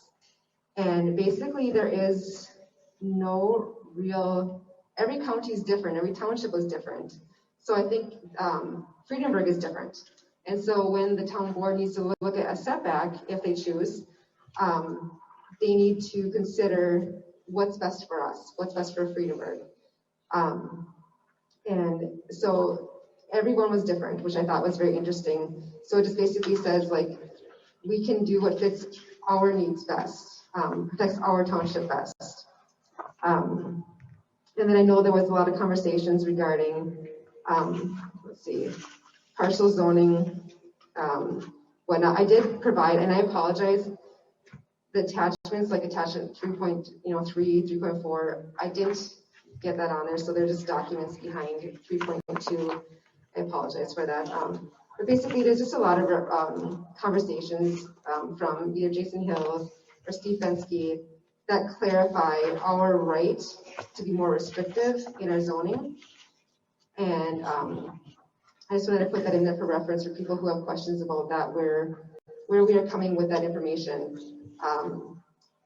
It is important to understand that. I apologize. Section 3.8 was the the Fredenberg Land Comprehensive Use Plan. It didn't get printed. I don't know where it is. So you can all look it up on the website, but it is not in this book or the hyperlink if you go online. But there were a lot of things that our township wrote in the comprehensive plan that they care about. They care about the wetland preservation, the restoration of our land, just many different things they care about. And we need to consider what was written. What year was it? 2018 we wrote it. So I don't think our vision is changing. So that is basically that. Oh, and then there was talk about, if you go to the last page before section 4, there's a letter that was written by St. Louis County. There was a question about an overlay on the committee. And an overlay is basically, St. Louis County won't recognize our comprehensive land use plan, but they say that I don't exactly understand it exactly, but basically they will work with us on building something. So that was brought up, and I want to address that. However, Steve Fensky at the very, in section 8, the very first letter, I think, was a letter from Steve Fensky explaining that an overlay will not in any way protect the township. The ultimate decision still will be in the county, and it will still not help enforcement. So I just wanted to clarify some things that were being said. And, just letters, they're all good letters. But the word guidance and recommendation in that letter basically means still the authority will be with the county. So, any other questions with enforcement or I'm sorry, zoning or setbacks? Well, what did come up with any recommendations or any setbacks? I don't see any. Yes, recommendations would be in section 7. So we will get to that. Yeah. Wait, do you want to take a board?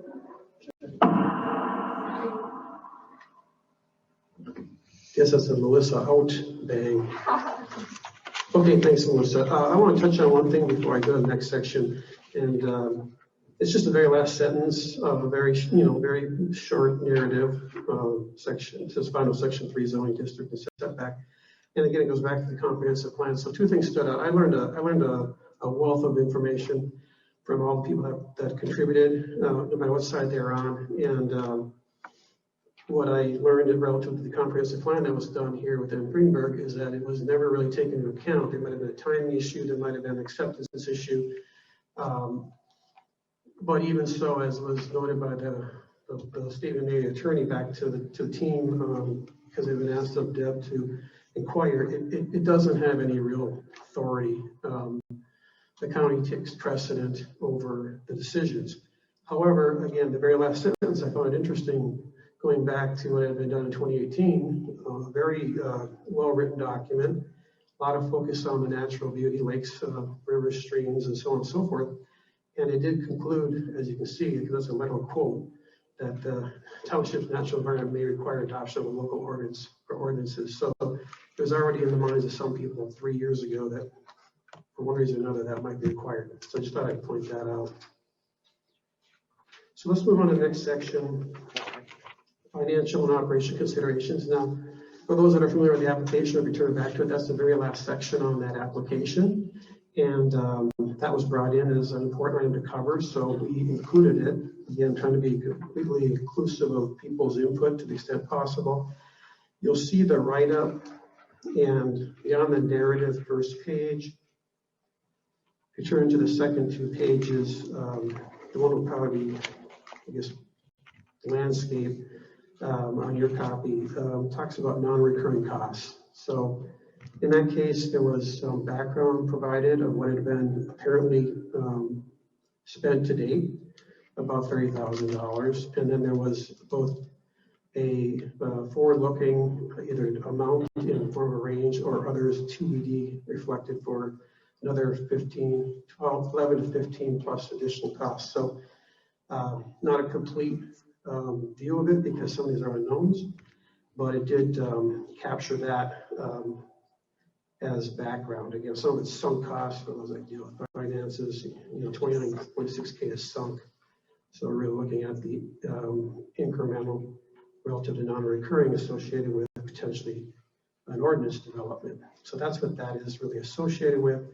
And then if you turn to the next page, there's again a min and a max, so a little bit of thought given to the range of costs that may be incurred associated with managing a borrow pit ordinance. So again, one's to establish, one's to manage on a go-forward basis. And I want to point out a couple of things here. First of all, there was a survey sent out to our neighboring townships. That's just a couple pages after that.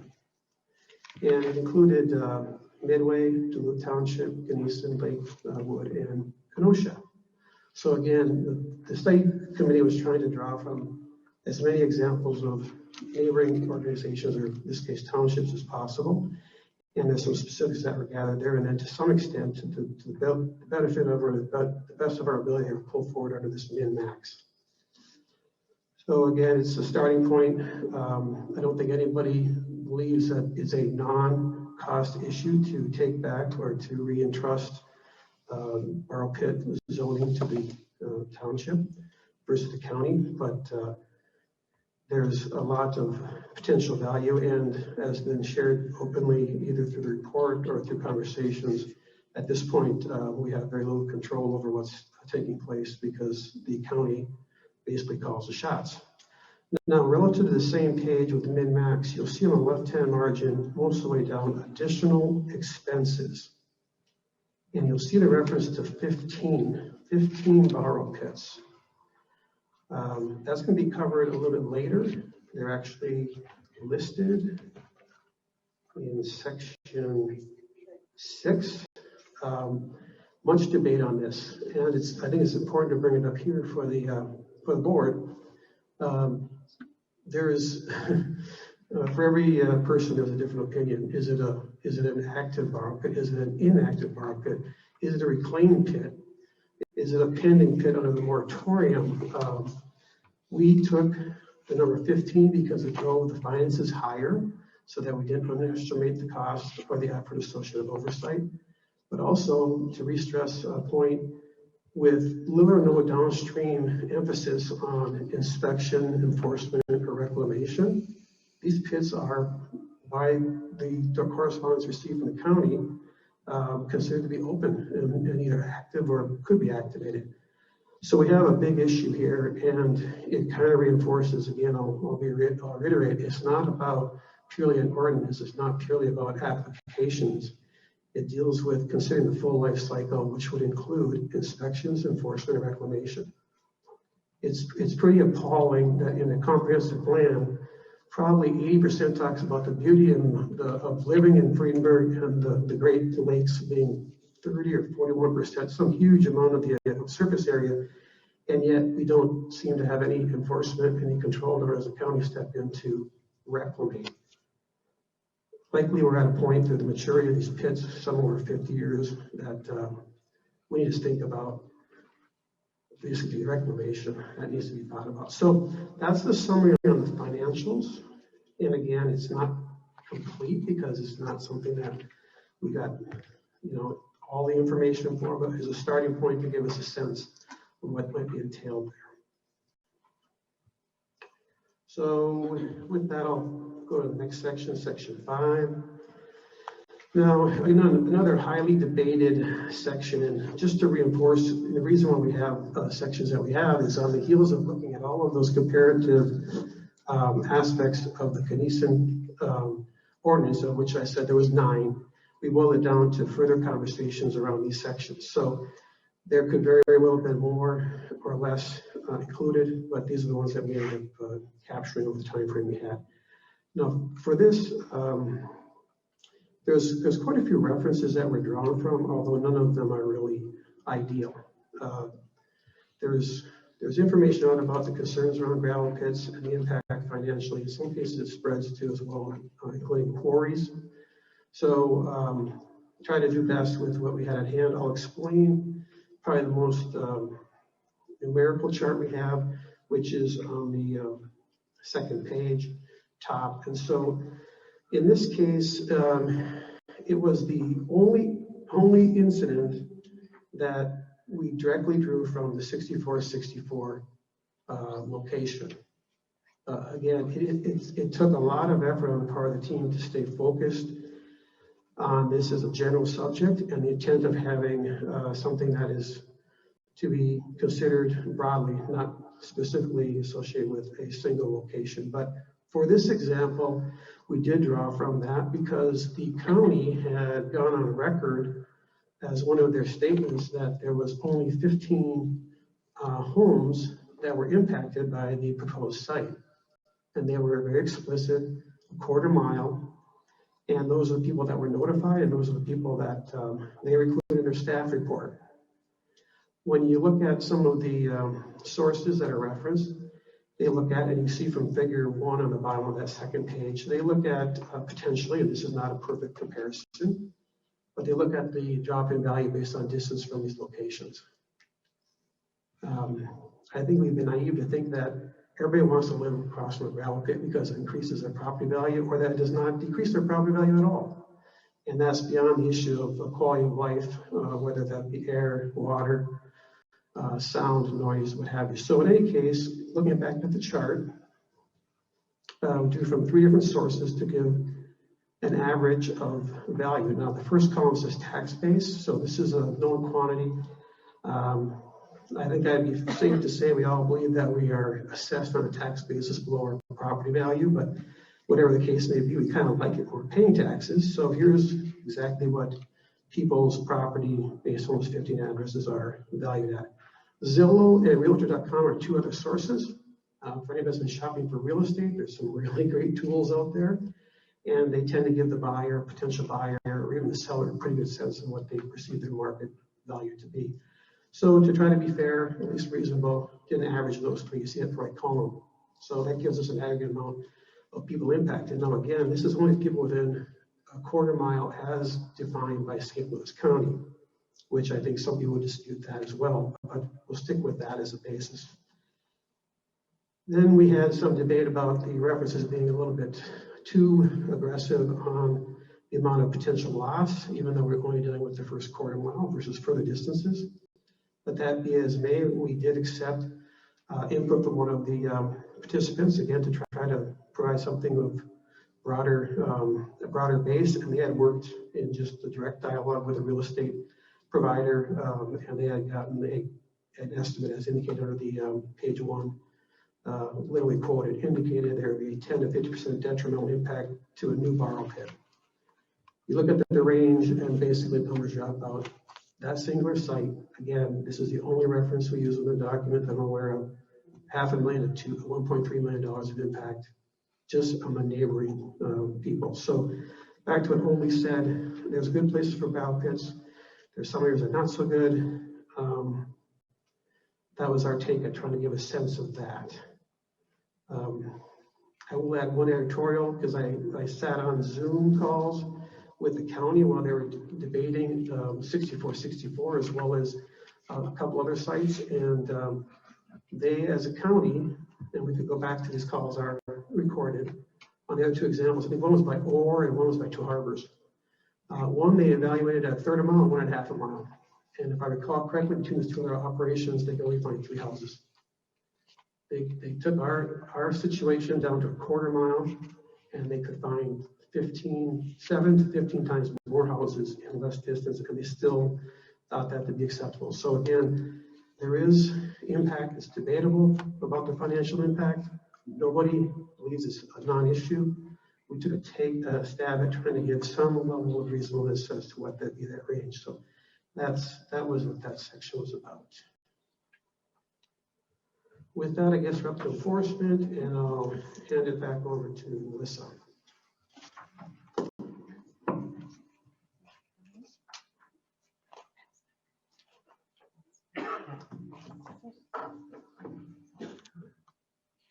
All right, so basically, we looked at inspections, enforcement, reclamation. I did take a quote from the Minnesota Association of Townships. Just at the little bottom of it, it says, planning and zoning, if done properly, can yield many beneficial results. However, if done poorly, it can create inefficientness and cost without much benefit in return. Like most things, you get out of it what you put into it. And then, so for this, we did put a data request out to the county for all cups that they've listed in the past.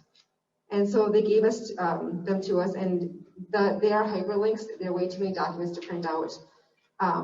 But basically, upon quick review, I didn't see any documents where they actually say that they're closed, like this pit has been terminated. And I've been in the military for a long time, and we joke that if it's not documented, it didn't happen.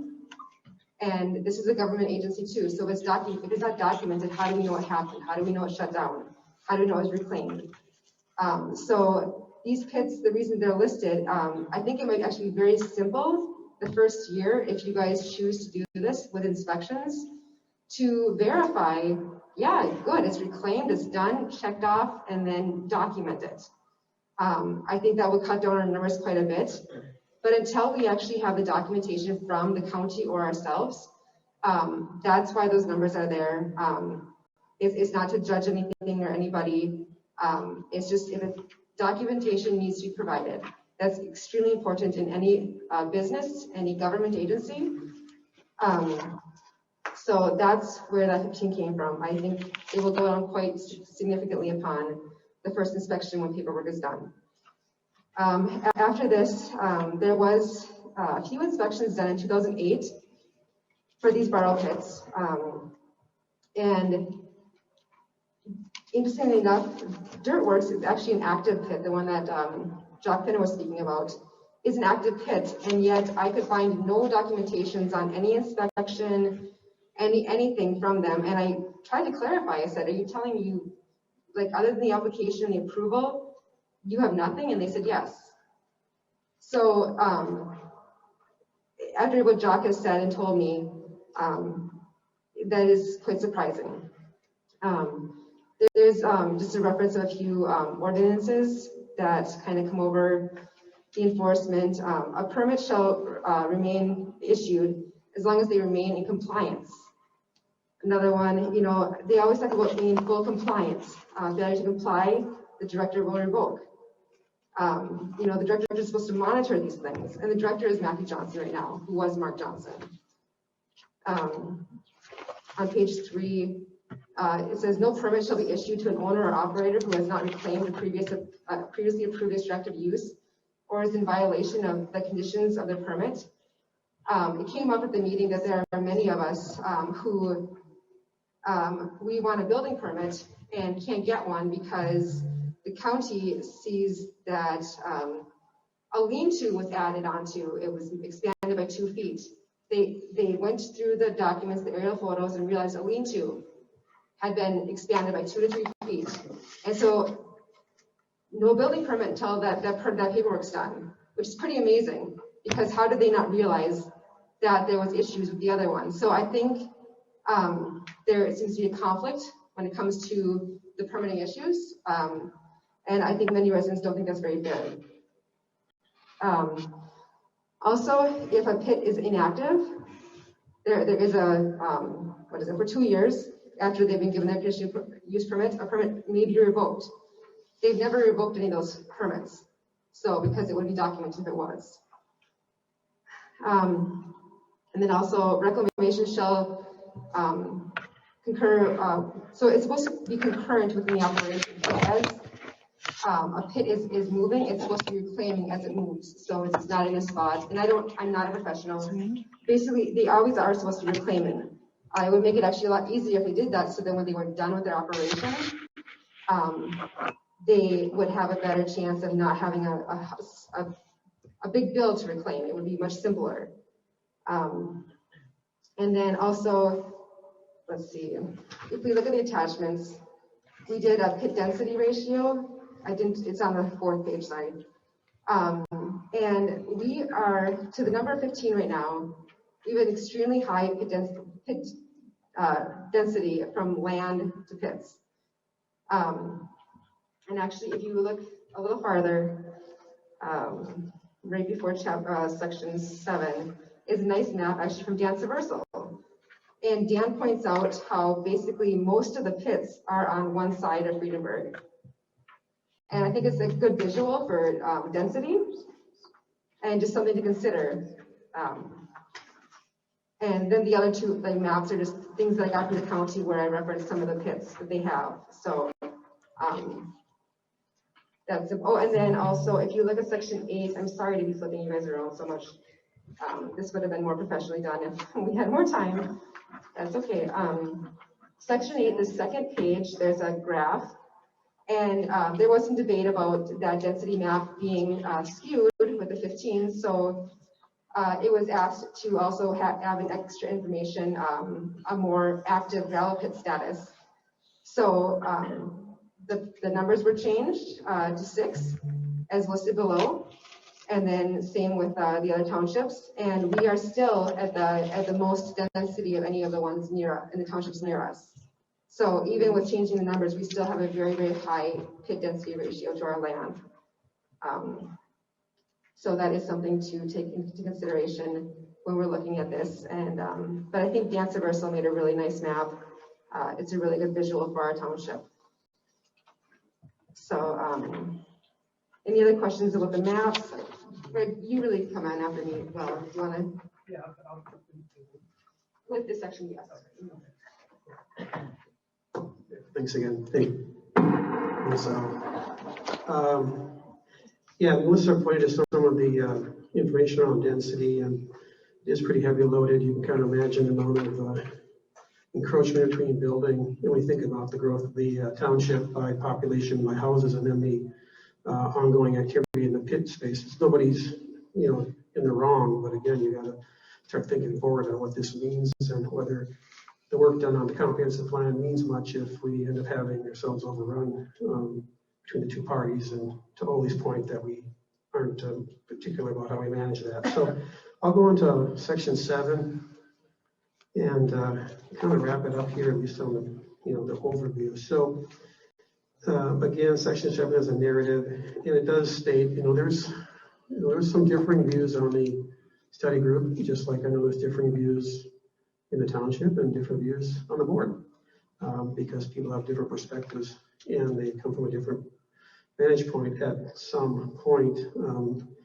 we got to a fair amount of agreement, but that's not really achievable in a universal fashion. So we did 2 things to try to pulse the group to give more information, and I think to Jim's comment or anybody else's comment for that matter, there's a reference on the second page to 7.4, attachment 7.4. And they're not in here, and that's, oh, they have them, correct? I didn't know, okay, because I know we're using hyperlinks to the team so that we didn't shut the internet down. So many gig of space we're using, but that's great, you have that. So again, On the recommendations, the first cut is what was done maybe about 2/3 of the way through our effort, maybe 3/4, where we start to get in the semblance of, what are we talking about? What are the different positions? How do we best understand? Because it's challenging on Zoom, it's challenging with people that want to speak or those that are more hesitant. So we did send out, and you can see it's a very simple 3-question, and it was heavily based on Gunnison, because again, Gunnison we are gravitating to by a neighboring township, by it being not called explicitly as a township, but for us to look at townships in the application. And in fact, as I said earlier, it's probably the most current and most comprehensive. So we leaned on that a little bit. And the first one, is there anything from the Gunnison that you would not think would be beneficial to Fredenberg Township? Now, the yes and no isn't explicitly a weight one way or the other, because there are some things in the Gunnison town ordinance that might be a misfit for us. And I'll bring one right up if you dig into it. They literally checkerboard their township and limit density by the checkerboard. So back to what I just said, or what Melissa pointed out, the way that we're heavily loaded on the east side of our township would be completely unacceptable. They don't really talk about where the product is or where the homes are. They just checkerboard. It seems extremely rudimentary, but they do have that level of rigor. So if we were to look at Gunnison or any other for that matter, there are some things that are probably a bridge too far, because there was never an intent not to consider a future for people in this business or for the need for the product. But again, we're not trying to solve world hunger. If we export the vast majority, we need to be a little considerate about the impact on our local township and the potential downside. So in any case, there are some things, and you'll see that apparently the board has it. That's great. There's some real, people, putting forth their thoughts on what they believe either is or isn't good relative to that particular ordinance in Easton. And then there was two that really kind of tried to help us understand, because these are heavily debated, or at least these were often brought up, because they're, I guess they come to mind, that's setback.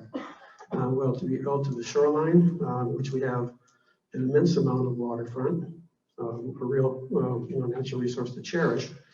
And then the other being property line, because of the neighborhood situation. It is impactful financially as well as quality of life to people neighboring a particular gravel pit or borrow pit. So you can see the weighting of that. And again, the value is probably in the comments, and the comments can be used to draw from, as well as the ordinance comparison earlier, if a next step was to consider taking that path and looking specifically at an ordinance versus the broader work that we did.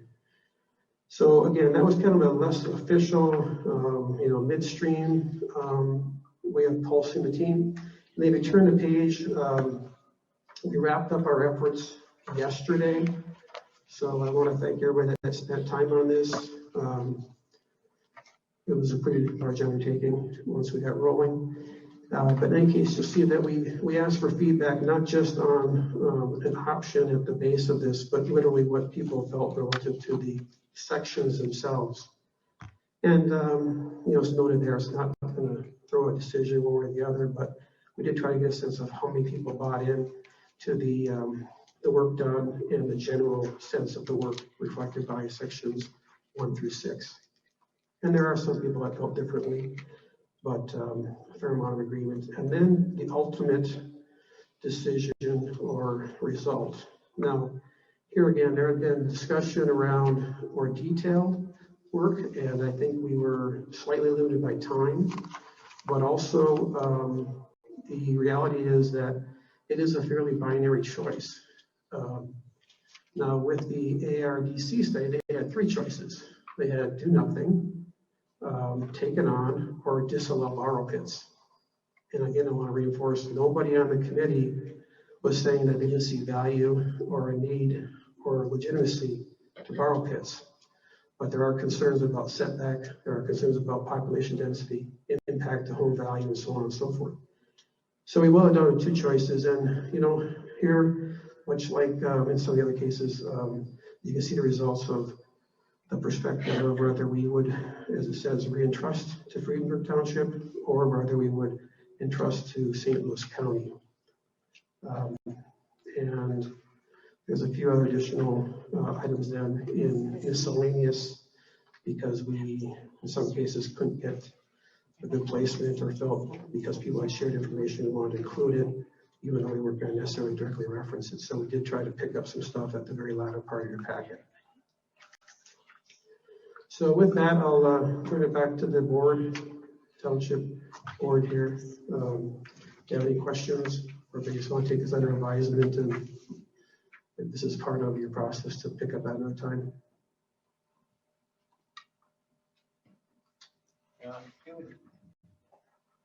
This is close. Okay, I better turn it on here. So when Mr. Subversal came up with, I was quite surprised when he came up with where all of our pits are. So is the density issue taken into consideration for the whole town, or just for 1/3 of the town, or whatever it looks like there? Clearly, the math of trying to determine the amount of square miles per pit was based on the land mass, so it'd be the total mileage squared less the waterfront. It would not have to deal with dispersion or distribution. It's on the aggregate. So the numbers would be much higher if we look at the east half of the township. Yeah, I mean, it'd be crazy, right? I mean, there's 1.7 square miles per pit on average of land mass in the township based on the density, 1/3 the density in almost all the pits. I mean, you're going to have one pit, greater than 1 pit per square mile. It's going to be very dense.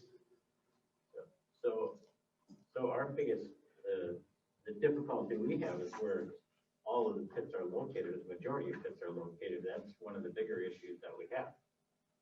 Well, they're very dense. I mean, I can't only speak for myself, but I would say the challenge we have is growing population, new homes coming in closer proximity to land that may be adjacent to desirable places to mine, to aggregate, and that's not well received by people that have already invested in their primary life savings. It's the American dream, right? So the natural collision course is going to potentially come up more frequently. I would say relative to the pit density or the pits themselves, I believe there's just a natural maturing of this industry that's been going on for at least half a century, with apparently little effort towards the downstream life cycle portion, which would be reclamation. So we're at a teetering point where we have, in some cases, very high density, higher than our adjoining townships, and on the eastern third, extremely high density of pits. So there comes in the issue of issues around dust and noise and trucking and safety and so on and so forth. So we seem to have a hot spot within the township, which is the eastern third, and that happens to just be where this additional pit is considered and being placed, as you can tell from the St. Louis County, within proximity to quite a number of homes. So we have high density, we have issues associated with that. We have increasing amount of concern upon citizens.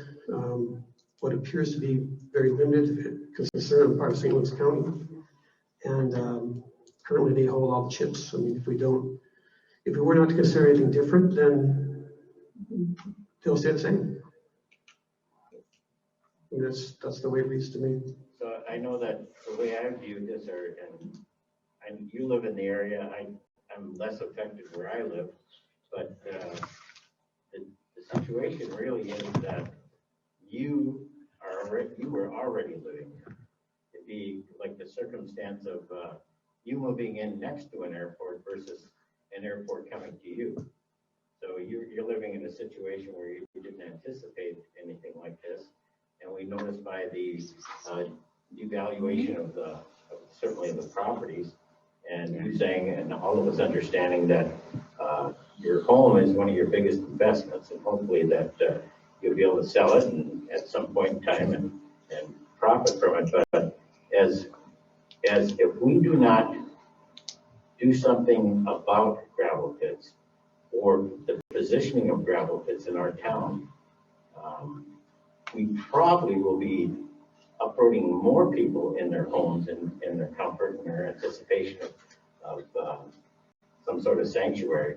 I mean, there's a lot of property that's going to be coming available, and it's mostly owned by Minnesota Power.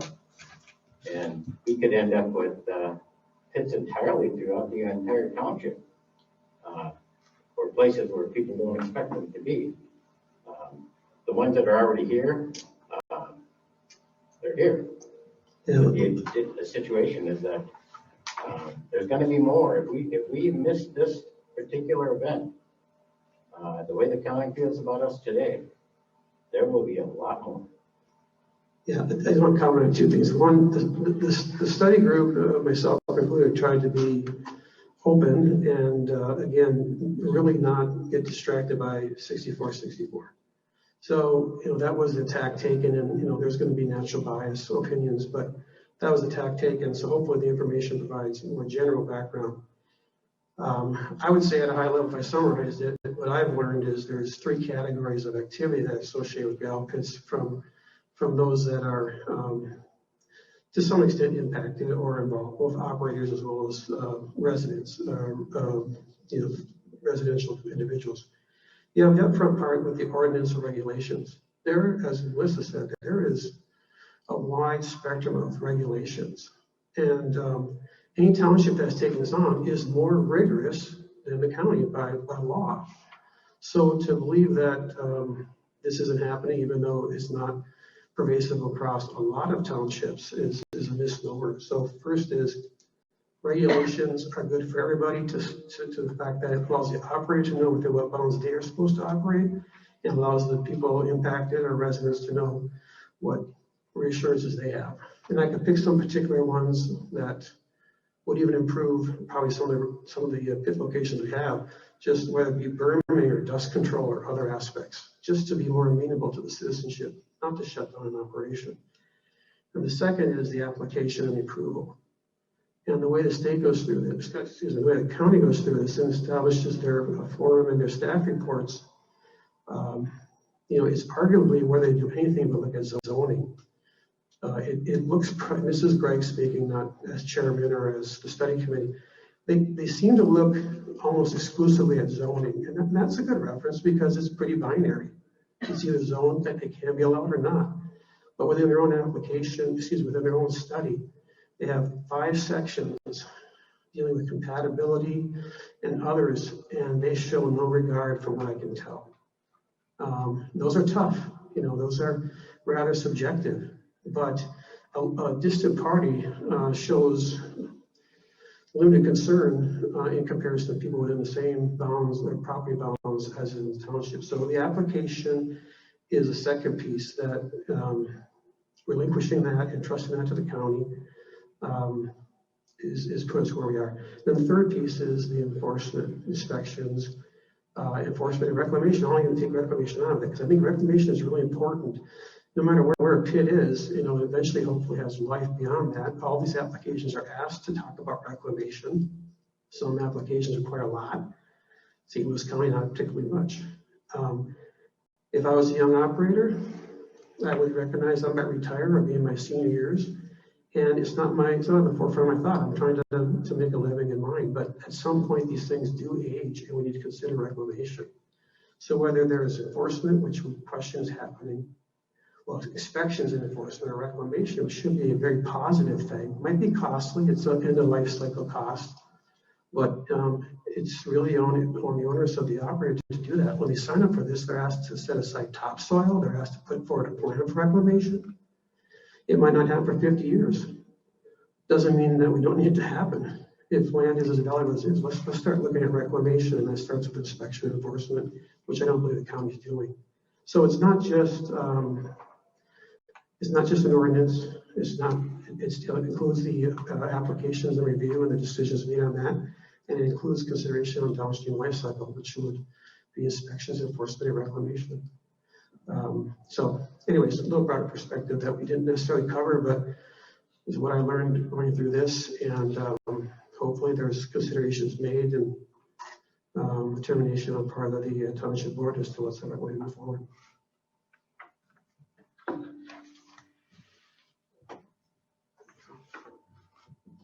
summarize, if you look at the majority vote for all the surveys, the majority was, the recommendation was to adopt an ordinance.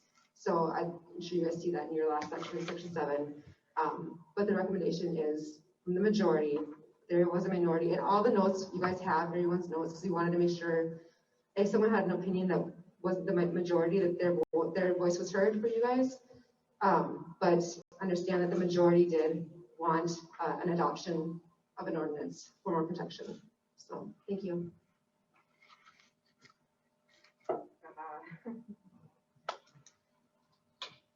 Any questions from the board? Yeah, I got plenty to do right now. We're trying. Use your mic, Jim. This is Jim. This is a lot of information to consider. So I'm trying to make sense of it all as quickly as possible here. I do have some significant concerns about some of the findings of this study committee. One is about property values, finding 10 to 25% negative impact with a pit in the vicinity of properties. An example that was based for the 25% is a 250-acre quarry. That doesn't compare to anything like we have proposed in this, or will have proposed in this township. So I can see where an operation of that size could definitely have negative impact on properties. But during last year's local board of appeals, we didn't have much of a turnout, and excuse me. So I had plenty of time to talk to the county assessor for our area, and he made it clear he does not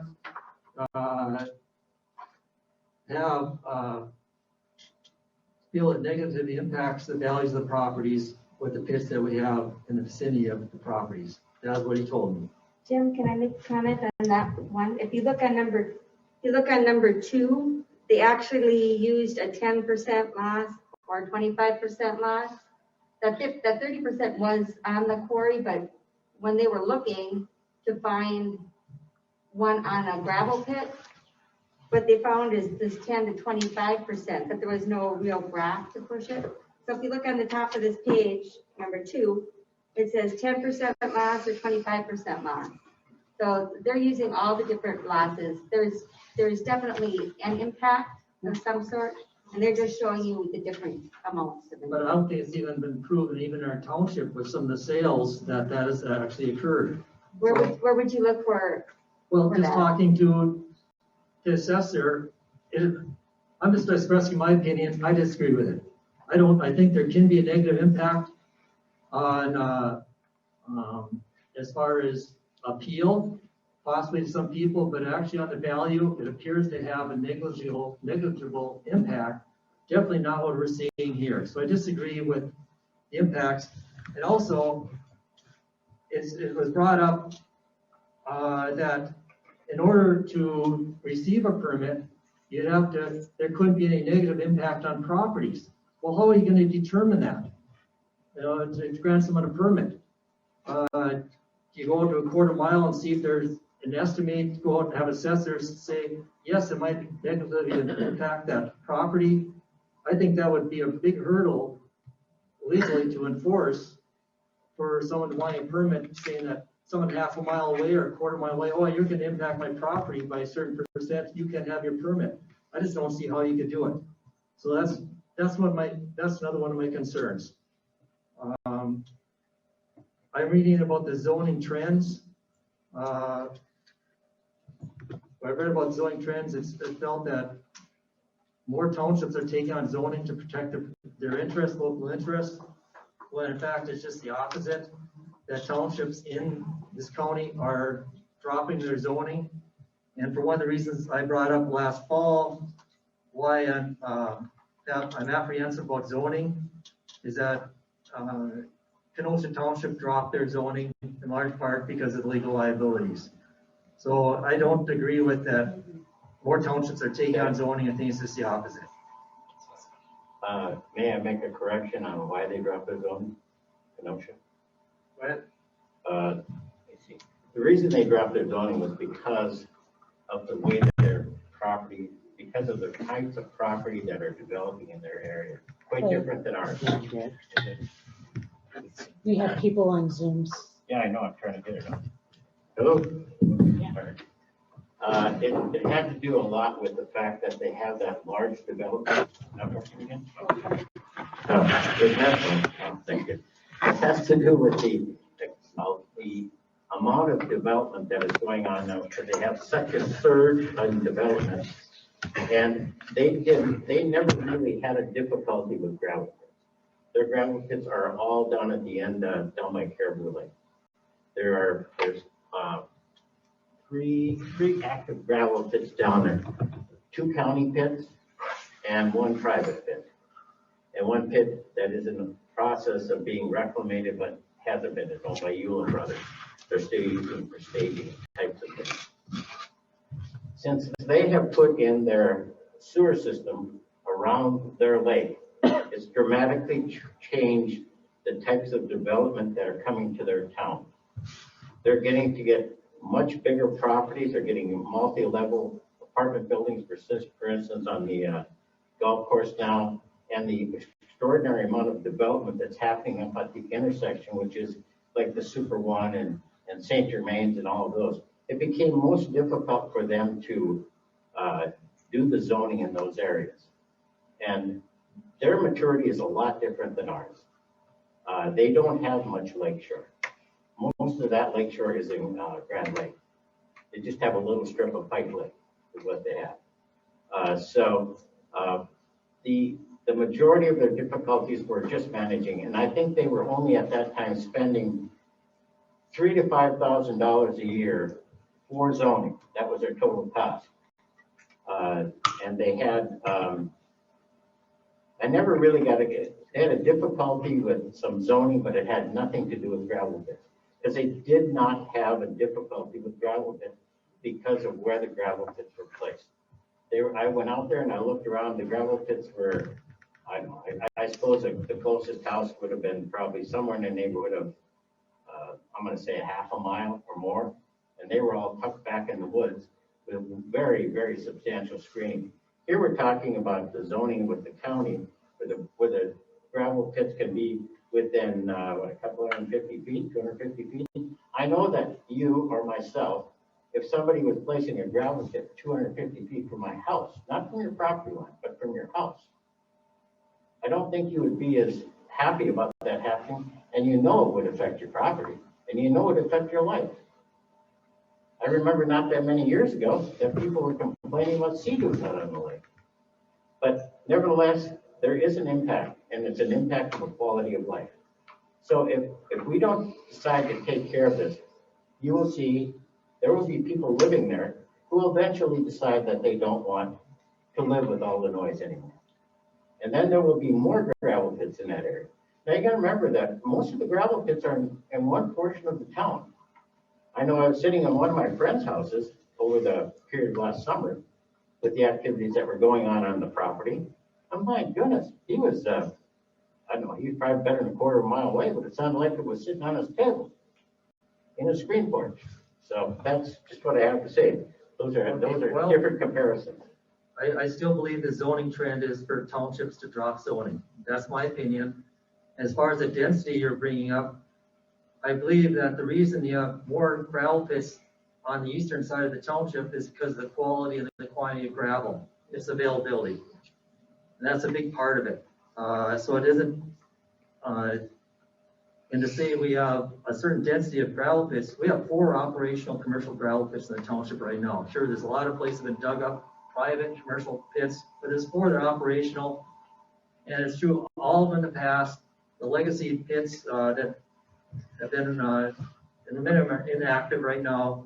They're all in the eastern part of the township because that's where the quality gravel is. So I think that's why you see it. That's another reason why I believe that there's a limited number of locations left that are suitable for a commercial gravel pit in the township.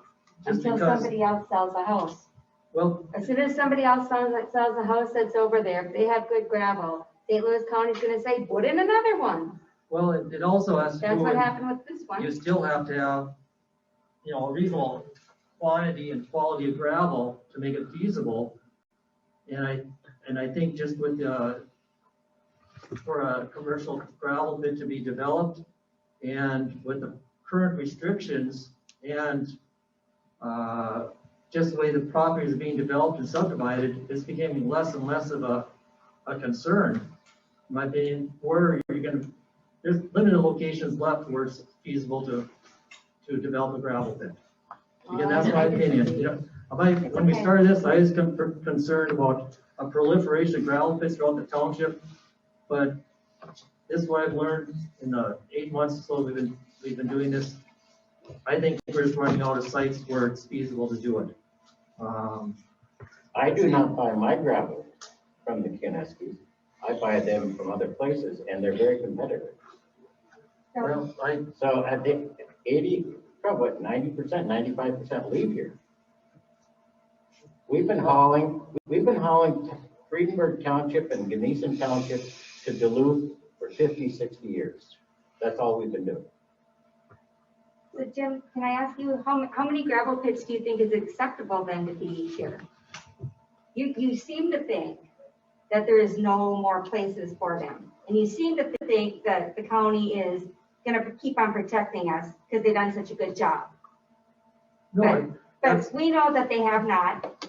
We know that all it takes is for one person to decide to sell their home and to have somebody else come in and decide to turn it into a pit, that it can happen. It can happen next to your house. It can happen next to Diane's house. It can happen next to anyone's house because they do not have any care what happens in Fredenberg Township. It's up to us to say, we need to have a say. We don't have a say. They can do anything they want, and it keeps on hurting this township as a whole, not just one area, not just that little third over there. They can go everywhere, and it's up to our township to protect our residents, and we have an opportunity to do that. that is true, but again, you have to figure what is the need and what is the cost and the risks involved. When I bring up that I feel there's limited locations left in the township, 3 of those locations are the properties owned by LTI, it's the Versal's property, and Lee Older's property, who are interested in obtaining a permit. Jim, can you go closer? Sorry. Okay. I do not believe that any of those would be granted a permit if the township takes over zoning. It's not going to happen. I don't think that's true. Well, it'd be an absolute. I looked at properties and setbacks that are being proposed. I think a very good location for a gravel pit would be where, going right up the West Pioneer, right up the hill, that's a hill. They always look for a hill. Going up there, where Steve Happy is, you could buy out that property and put a gigantic gravel pit in there. Well, I don't agree that, I believe that, maybe that location, I don't know, I said there's limited numbers of locations, you can pick maybe a few here and there, but it's not widespread. And the 3 I just picked out would not receive a permit. I'm almost guaranteed they would not be able to get a permit. I can guarantee you they would. LTI would get the permit? You'd get a permit. There'd be a permit somehow. If you had an adequate, if there's a 40, and there's lots of 40s. For instance, do you have a 40? More than 40. More than 40, okay. There's all kinds of people here who have, there's another one over there with, how much do you have? 40 with good gravel. 40 with good gravel. We have 40 with great gravel. Yeah. Okay, you need gravel, but you also need access. How are you going to get an access to get the material out? Well, they'll get the access. We have great access. We don't check road. Keep them out of neighborhoods.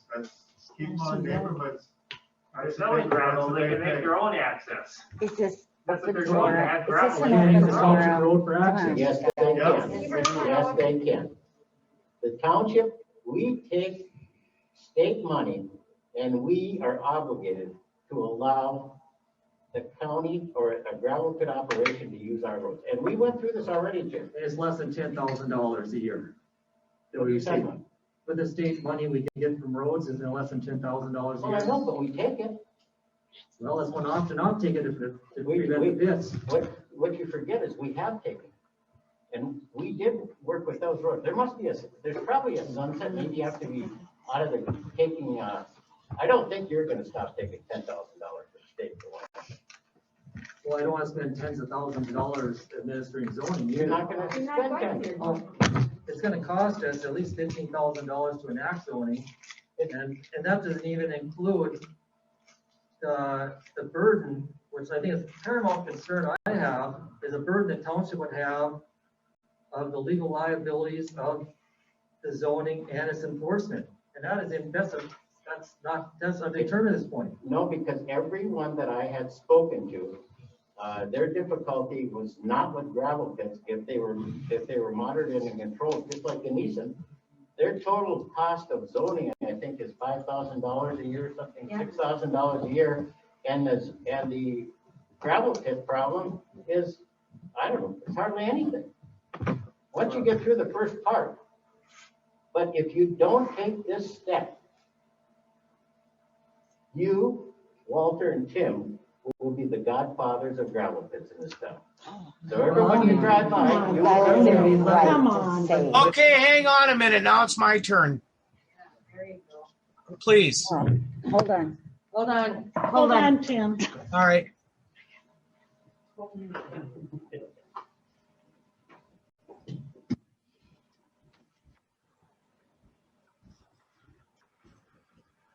Okie doke, go for it, Tim. Just to start, we're not the godfathers or whatever you're saying of gravel pits. We are a group of people here, and look at the way we're acting. We have 15 to 20 people that are against gravel pits. More than that. We don't, no, hang on now. Just let me finish, please. It's real funny, ain't it? Yeah, you are. Come on. That's disrespectful, please. Jeez. This is absolutely ridiculous. We have a whole township here to consider of. We have people's families. Don't people check their zoning when they buy their properties? I, for one, know. And all I want to say is we got to consider everybody here, just not a small group of people, which I consider this. It's really sad when everybody got to run everybody down. And I'm going to end it there. It's ridiculous. Thank you. We did a township survey. Yes, it was a survey, correct. But how many of them surveys never got turned in or people never... And it wasn't 100% survey. Just like everybody's trying to rush this, I just got one question for the other board members. Why is this being in such a rush tonight to get this done? And our family's sitting here with COVID. I don't expect nobody to feel sorry for us. But why is this such a rush?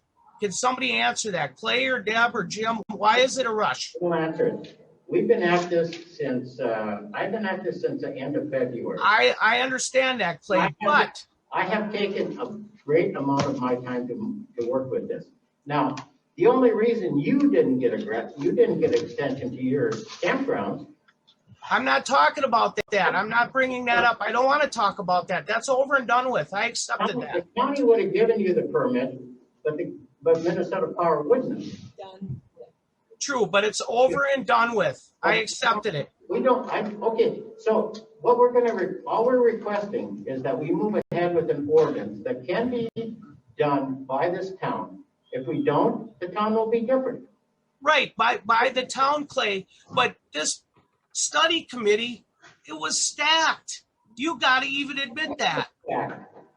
Yes, it was.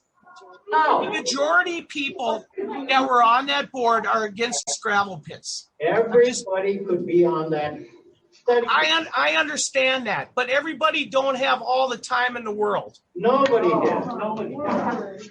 Yeah, okay, yep. All right, I'm done. Thank you. Do you remember what you just said, that you were supposed to be kind to everybody? Yes, and I am kind to the people. Okay, so everybody in this township had the opportunity to fill out the application to join the committee. All the people that did were part of the committee. And there were people that did not fill out the stuff that were monitoring our committee. So there was many people that are not even listed on the committee list that were listening in. So don't say that it was staff. Don't say that it was biased or anything like that. Everybody in this township has the opportunity to join in. So you're misspeaking by saying that.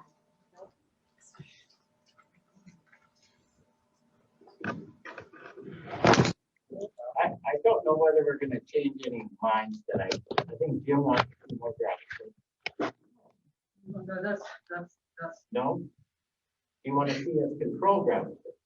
I think one way to control it is the complaints about even the current. Jim, Mike, I'm sorry.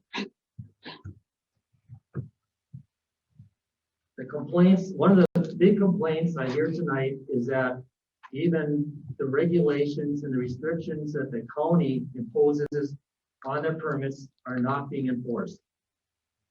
The township should be looking at options instead of all or nothing in the zoning. Why aren't we at least putting pressure on the county to enforce the existing regulations and the permits? Would you personally do that? Well, I think the township should make that move. That's an option. I will make a motion if we're gonna do that, to hire an attorney to fight for this township, to get the county to do what they were supposed to have been doing all these years. Well, that's a better approach than You know how zoning. much that's gonna cost? I don't want to, You wanna know how much that's gonna cost? Because I would recommend that that's what we do to protect our citizens of this township. We are turning our backs. We are the town board, and we are supposed to be watching out for the best interests of our citizens. The county, we all know, you've got tons of stuff sitting right in front of you. And you can find more. Saying all the stuff the county should have been doing all these years. It's listed on the cup. Pick any one. See how many times they did their inspections. And on the inspections that they found the faults on, see if they made them fix them. They haven't. See how all the stuff is falling apart because they are turning their back. They don't care. We need to take care of our citizens that live here. and I was told the reason they don't enforce it is they lack the funds to do so. Where are they gonna get the funds? Where are we gonna get it? Just start enforcing it. We have zoning. Believe me, it's not gonna be that much. It's not that hard. Ganesa did it. Well, it's both my piece. I think there's too many negative consequences with zoning. I don't think that's the right approach for the township. I kept an open mind this time because I'm concerned about impacts. Obviously, that the concerns people had about this proposed pit. I do believe that if the township overtakes zoning, that pit will not be allowed. Otherwise, there would be, the whole effort would dissolve. It would be, it would stop. If the LTI was granted their permit, are allowed to have, to develop that site. And so I believe that's the case. And I understand why there's concern if we're gonna have proliferation of pits. I had that concern before, but after examining the township, we're running out of feasible sites to have pits. That's your my personal opinion. opinion though, Jim. And that's my opinion. Well, And I have a right to it. Opinion of the township that voted. All the residents around there that you're just ignoring now, you're just focusing on one pit. You're not, you're completely ignoring everybody else. You're Guys, focusing is on one not person an in this open township. forum. As I said a couple months ago, I'm not focusing on that site anymore. You 'cause just did. You just did, Jim. You just Let me did it. explain. You did. Let me explain. I do not like the idea of gravel pits. In a perfect world, there would be no gravel pits. As I said before, it's a destructive use of property. I like that property the way it is. So instead, I'm focusing on zoning. I'm not on that site. I do not believe that zoning is the best interest of this township. How do we control the proliferation of gravel pits in this town? The reason that the county has some enforcement on some levels of gravel pits. They can enforce, for instance, like a ready mix.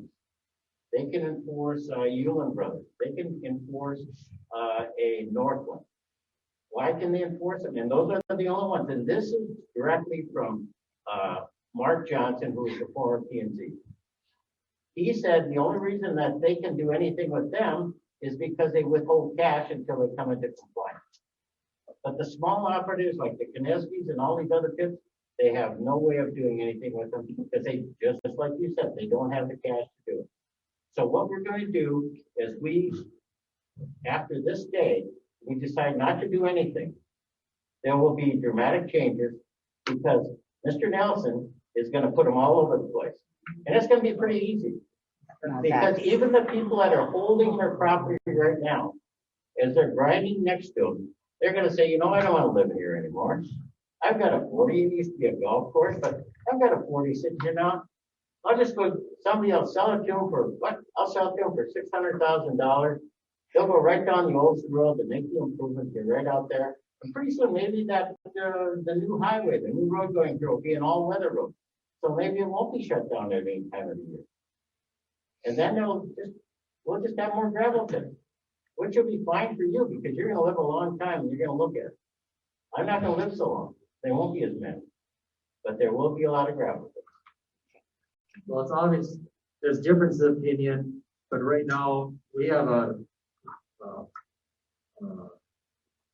ordinance or something to consider about proceeding forward on this. That would be correct. Well, we just don't. For all this digest, there's not sufficient time to consider and act on the recommendations, and that's exactly what the attorney said we needed. I can't be handed this 2 hours before a meeting, and we can do.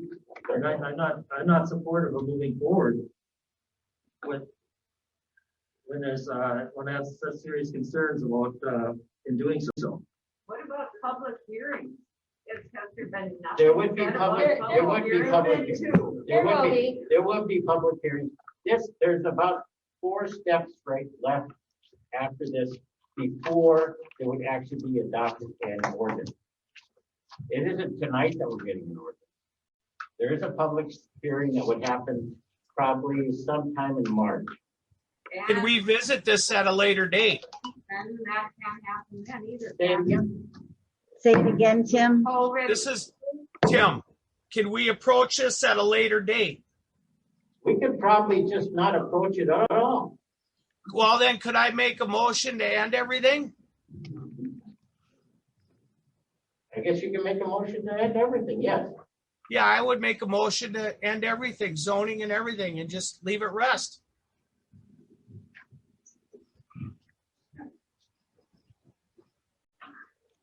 I will second that. Is there any, I'm sorry, I will second. I got it. I will second Is that there any motion. more discussion before we take a vote? No. Please vote by, sorry guys, vote by roll call.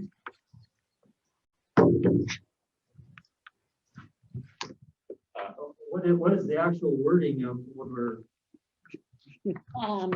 What the attorney said is to make a motion to authorize Jason Hill and Troy Gilchrist to draft a resolution to terminate the interim ordinance for consideration and action at the next town board meeting. So we can't just end it tonight. It would be authorized, I believe, a resolution be drafted. Yes. Be voted at the next meeting. Yes. Would be a proper procedure. But you make the motion Well, you tonight. could. I'm sorry, go ahead. I've got it upstairs if you want me to go get the book and read it right to you. Jason Hill wrote it. In the, do you have it? Yeah. Oh, sorry. Go ahead. Okay, Read then it, read it. Jim. Well, again, the proper way to terminate the interim ordinance is to say, I make a motion to authorize Jason Hill or Troy Gilchrist to draft a resolution to terminate the interim ordinance for consideration and action at the next town board meeting. We don't have an ordinance. I make a motion. We got a motion. Jim, what you just said, can I second that? Well, I'm really sorry. It was seconded. It was seconded, and there's discussion after you seconded it, there's still discussion. Walter seconded it. So Walter, you're sure that you really don't want to have the best interests of our township? With the county not following on any of their cuts, you really want to say that you, Walter, do not think that you want to take care of the township like you should be? I've talked to the county, and the county said they're gonna implement a 5-year deal on pits. Do you have it in writing? No, I've talked to the county. It's coming. It didn't go this year because of COVID. Okay, so I guess it's all or nothing is what you're looking for, right, Walter?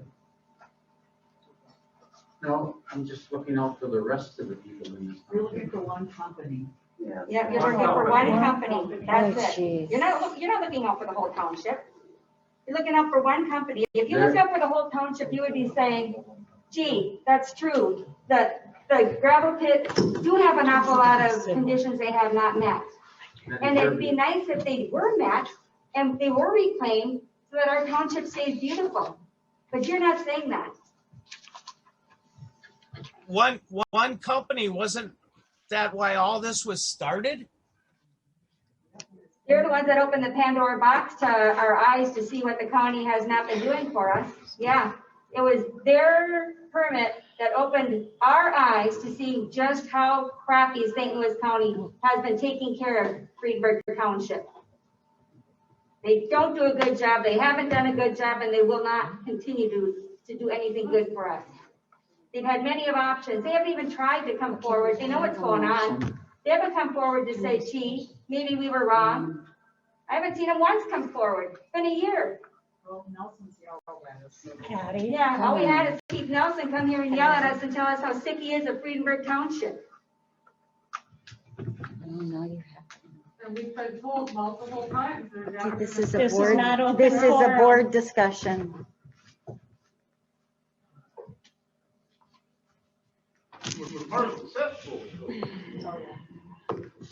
So right now, we have a motion made by Tim to authorize Jason Hill to draft a resolution to terminate the temporary ordinance. Walter Rapp seconded. Is the board ready to vote, or do they want further discussion? Well, I'm asking you to withdraw that and think about it, because this is a very big decision and you're looking out for just one entity. You're not thinking about the whole township as a whole. Anybody can sell their property in St. Louis County, will put a gravel pit there. How many is good for this township? That's your opinion. How many would be good for you for this township? I'm asking you your opinion. How many more gravel pits do you want? This is not what I'm It's your opinion. voting on. Yes, it is. We're voting on an ordinance to take and monitor what's going on with gravel pits. St. Louis County's not. They will be. They will never. They haven't done it in 50 years. Why would they start now? Because they're getting pressured to do it. Bravo. It's like Fish Lake Road is gonna get come- redone. Please stop. This is a board guys. discussion and we want civility. You have all delusional, preached Walter. that. This is my decision, and this is the way I stand. I wish you would reconsider, because you're not thinking of the I'm whole not township. considering.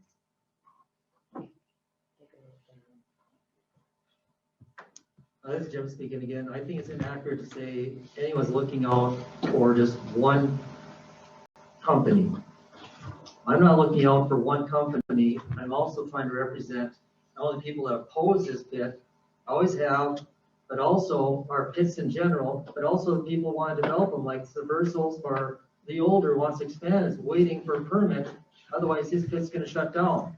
And I truly believe that any restrictions that are put in place or regulations, they will be significant enough to prevent LTI from developing that pit. And in doing so, looking at those two properties alone, they will not be able to be developed. So I'm looking out for others in the township, companies besides, and individuals besides just this one company. Again, I wish that pit was not going to be there. In the perfect world, I wish we didn't have to have it, but I don't think it's in the best interest for the township to go all or nothing in taking up the zoning. I have significant apprehensions about doing it. When you say, what do you mean all or nothing zoning? The township just takes over zoning. Have other options been explored as far as working Zoning- with the county Zoning for what? For what? for gravel pits? What are you doing? Well, I thought you meant like all zoning. No.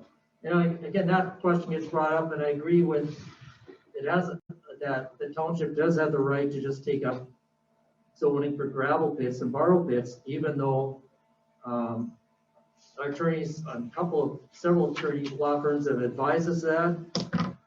And Matt, and also a law firm, but also it has been untested, I believe, and so who knows if that's gonna be illegal. What is that? Whether we can take up zoning just for gravel pits. Oh, yes, we Yeah, can. we can. It's said absolute, but It is going absolute. forward, you don't know what's gonna happen. Has ever been tested has anyone tried to do that in the state of Minnesota, even though it says we can do it? That's the question too. That was been tested. Otherwise, do you believe Mr. Fence? Any lawyer, I realize that the lawyer can promise you the world, but when the court comes, a judge or jury can say it's nighttime when the sun is shining. You never know what's guaranteed when you go to court. Same with the county. You don't know what they're gonna guarantee until they actually do it. I don't believe they'll do it, Walter. They're not gonna do it. They haven't yet. They're not gonna do it. And what about all the people that have requested for this township to stand up for them? We know for a fact that there were violations before they were given this permit. We weren't trying to pick on just 64, but we were looking out for the township. But there were conditions that were not met, and they were given this cut. Well, there were violations. Now, there's citizens out there that have asked why we have not stepped up as a board to get an attorney and fight this, because they violated their own rules, St. Louis County did, when they gave this pit to them. So I'm gonna make a motion that we're gonna take and stand behind that first letter. I know, I'm just letting them know. We have an obligation. We know that they should not have been given that permit. So as a township board, it's our duty, because it is actual fact, to go to court. So will you commit to going to court, Walt, or Jim? No, I'm not gonna commit to going to court. I won't commit to, passing the resolution that we form the planning commission, because I haven't had sufficient time to even analyze any of this on that grounds alone. And I'm certainly not gonna say I'm gonna commit to a legal action without exploring it further. That's just, at the very least, we cannot move forward with establishing this planning commission without due time to review all this information. And by going with the motion that's on the floor, that means that the lawyers are drawing up the paperwork. It has to be voted on next meeting. It isn't ending tonight, but it gives us the option to end it next meeting. So do you want anything drafted between now and the next meeting? Well, we have a motion on the floor for drafting, we have to draft that. Well, I know we have the first motion. Yeah, the first one we do. The one by Tim. which was rephrased by me, right? That's what you Yeah. agree with Mhm. that rephrase? Yeah. So we're not ending it tonight. You're asking Jason Hill from Kennedy and Graven to draft a resolution to terminate the temporary ordinance on gravel pits, and You're asking for more authority. Yeah. he's asking for a resolution Correct. to be drafted. I It's not understand. being voted. But it's the same thing. No, we don't have the resolution tonight, so it I can't be understand what you're voted on. saying, but once you get the resolution in hand, you can vote to do away with the moratorium. Yeah, or you That's can correct. take the resolutions that came from Jason Hill, today, February 2nd, February 3rd, to approve, let me see, there's several of them. Appoint members to the planning commission, which Jim was referring to an ordinance establishing the Fredenberg Township Planning Commission. So those are the ordinances that were in your packets. And the ordinance that is on the table is not in the packet because it has not been drafted, but it was information that Jason Hill gave to everyone on the board. Jim, do you know the date on that even? Which one? That one you read, wasn't it like, can you tell me the date? I don't have it. November 9th. November 9th. He laid out the outline for both keeping the ordinance or terminating it. But that was when we extended the moratorium. No, but he gave you a guideline But for that- either but way. We chose to extend the moratorium. That was after. This was in his original guideline, Clay, and you all got it. It's November, yeah, I have it upstairs too. I have it in our book. This is a guideline letter before Yeah. we voted on saying. Yes, it was for both of them. It says RE, study authorized by interim ordinance and moratorium. The time of appointing members to the study committee, study work, issues, and so on. Committee reports and recommendations. So we have a limited amount of time to get this done. We don't get it done and published 10 days before April 1st. Whatever happens today would be the day. This is the decisions now. And when would we have the next meeting in order to deal with this? Make a motion to do it in 5 days. We've got a motion on We it. still have a motion. So they're trying to figure out how to stop it.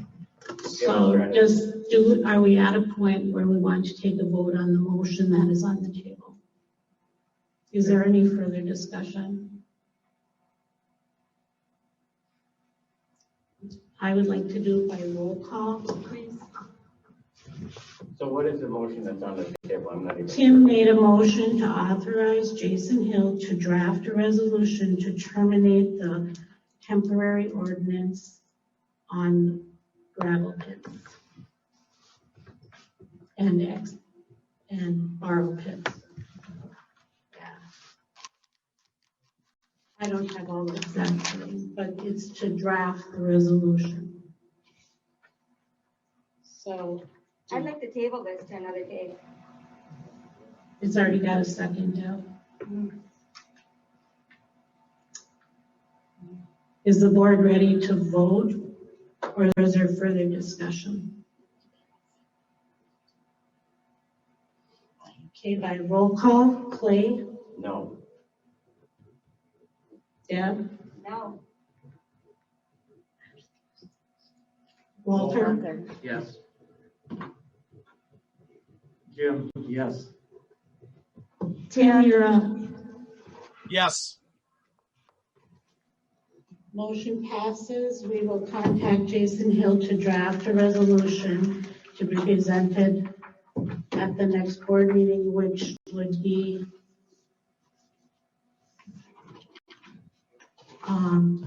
February 17th. Yep. I think, That's at here. 7 o'clock.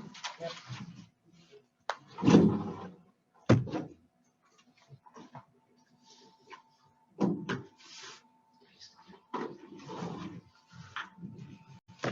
Okay. Are we going to move on to new business? Okay. Is Brianna on LB from the Minuet still here or on Zoom? Oh, there she is. You didn't want to follow that.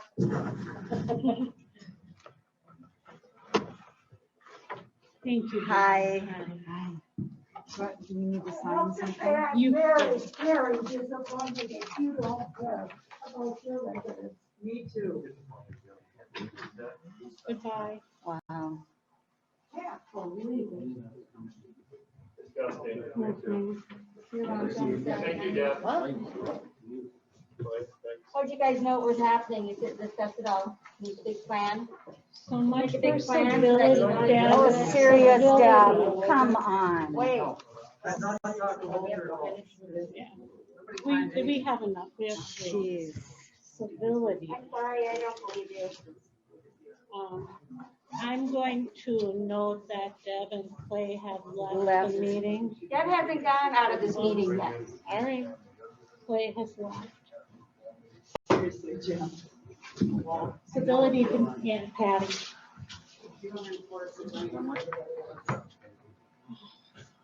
Okay, I'm very sorry, Brianna, to keep you this long. I know Well, you had nothing an like issue. going through the whole meeting. Then why did Jeff Wicks just give you the thumbs up? Informational, right? Okay, so why are they here? You guys, Request for. they have a request for looking at a liquor store on their premises. The board knows nothing about what you've done, and I mean, I don't either. You just called and asked if you could go on the agenda. Okay. So we're the Mannings, Brianna and Jason Manning. We recently purchased the Minuet. We were approved for a 3-2 license last month, 2 months ago. And now we're requesting a regular off-sale liquor license. Yeah, I don't know how much more I can add. I guess just to make a case for the Minuet, obviously, food, gas, groceries, it's full service. We think it would be a natural fit to have a full service liquor store. Like any other business owner, we're looking for revenue streams, and with the building being as old as it is, there are some upgrades we want to make. There are some things we're going to have to bring up to code here in the future, and we know that going in, so we're trying to find a way that we can generate more revenue, and the liquor store seems like a natural fit for the Minuet. We also like being able to employ, the kids that work the store and do a great job for us. We'd like to be able to keep doing that. And I mean, I could sit here and give you a ton of reasons why we think a liquor store would be a good idea. And if you like, I'm more than happy to sit here and go through all of them with you, but I guess I'll just go from there. Are you requesting something? You need to Is tell there the a board what you're process requesting. that you have yeah. to go through? I believe that we need town pre-approval before we go to St. Louis County. At least that's how it worked. That's how we were told it worked for the 3-2 license. So I would assume the process would be the same. And if it's not, we would still do it anyway, just out of pure respect for the township. So right now you have a 3-2 license? That's correct. Was there one there before you took ownership? A 3-2 license? Yeah. Yes, there was, but we had to reapply for it. Okay. And that the board did approve that at the. It was back in December, I think late December. Two meetings ago. 2 meetings. Is anyone else allowed to have off sale? That's what is off sale. Like we have the on sale bars in town, but is there any? I think the Blue Max has off sale, don't they? All three of them do. Right. Yeah, all three of us do. Tim? Oh, Tim, do you have off sale? Yeah, all three of us do. Okay. So are there other regulations that you have to go through, or do you just have to get the approval for the 3-2 or? I think you just have to get the approval because I know 3-2 beer, they're running out of that. It's so hard to get inventory anymore. I was just going to say, I'm happy if they get that full liquor license because then all their options double for what they can get. Okay. Does anyone have any opinion? I guess I don't see where it's going to adversely affect other businesses. It would help this business to have that, to try to acquire that license from the county. Yeah, I don't know what process you would have to go through. Well, Venetian has a small liquor store. I know they struggle, their prices are high. They seem to stay alive, but I guess it's not going to be free for you. So I guess it's not my money, it's your money, so I can't see reason to stop it. Right. My question of the board would be, and the Minuet, do you need us to write a recommendation? Because if we do, I think we should have something written to bring to the next meeting for the board to look at and approve? Or are you Or if in they a, can talk to St. Louis County. and see yeah, what is they- there a form they want? We've never done this up here, so I don't really, And we didn't know the process either. I just know that when we applied for the tree too, we received a letter that said, this is fine with the board. And that's why I assumed we would need for a Okay. full off-sale license. we can put that together for We just- the, If we just put it up to a vote and it'll be in the minutes and you can always present that Yeah. if you want something official, or we could say, Good point. please, you, put a I think letter you have to together, have it we official, support don't you? they're Yeah. getting, the liquor license. Well, the Mannings are correct. When they apply for their license, there is a form that the county says that it states everything and then the board approves it and signs it. So if you want that form, could we get it and do it at the next meeting on the 17th? However, it needs to. I don't have a form. It comes right from the county. We don't generate that form. The county Are we generates gonna it. have a meeting on the 17th? That is to be decided. It's on the agenda. How soon would you, I guess we can provide,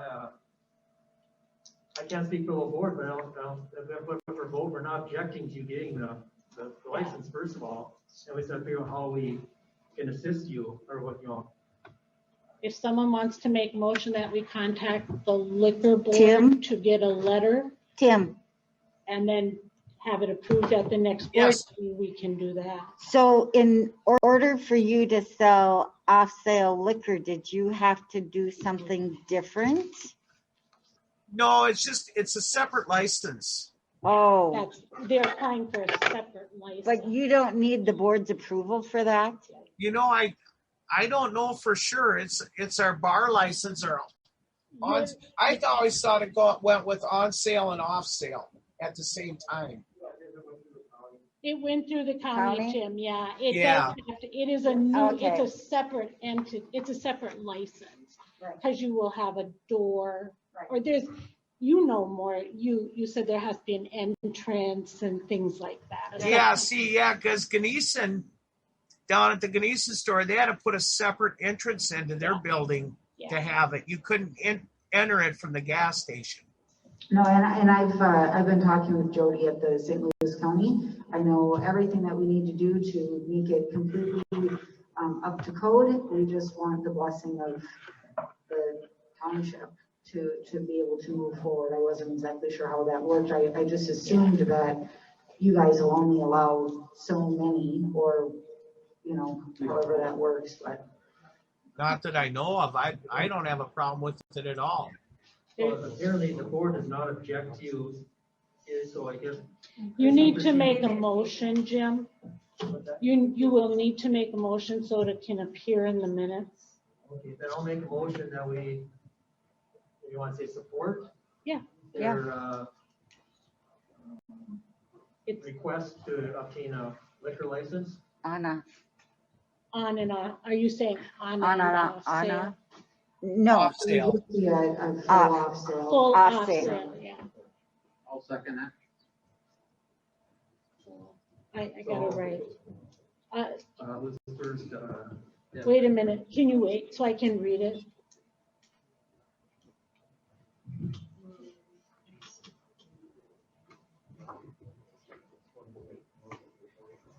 Okay. Jim made a motion to support the request for a full off-sale license for Jason and Brianna Manning from the Minuet.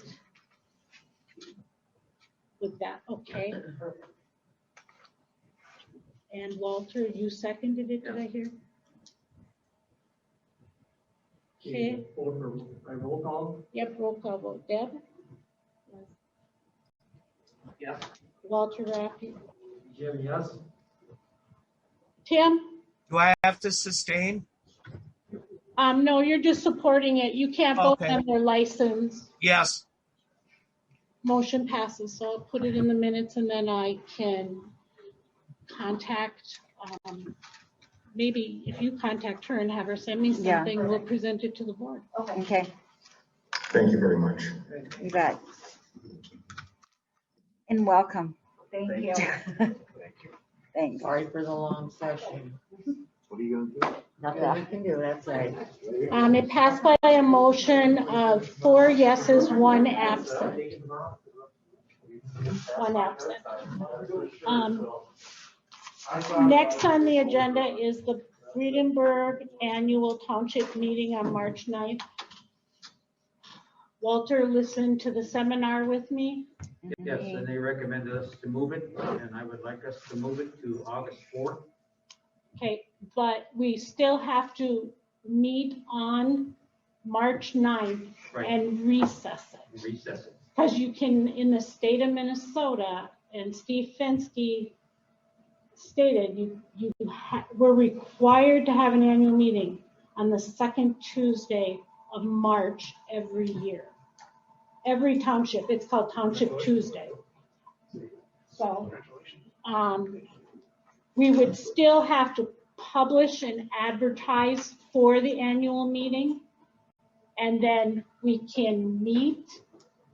And Can we put in that advertisement, we're gonna meet and then adjourn and then we can't, because the people have to vote on it. That the people who come to the annual meeting. So if they're coming to the annual meeting, why are we postponing it if we're going to have a full house? Well, we don't know, because Steve, the seminar is on the website, but they recommended moving it to where we can have it outside, so we can have more than 40 people, like our facility houses 40 people. So you have to meet on March 9th at 7 p.m.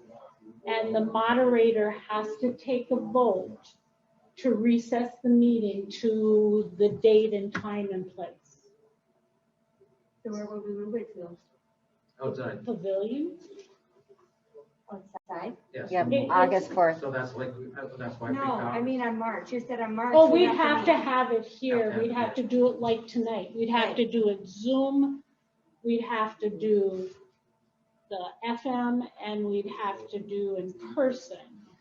And we'd still have to advertise and publish it like that. But when people came, the first thing the moderator can do is ask to recess this meeting to a date.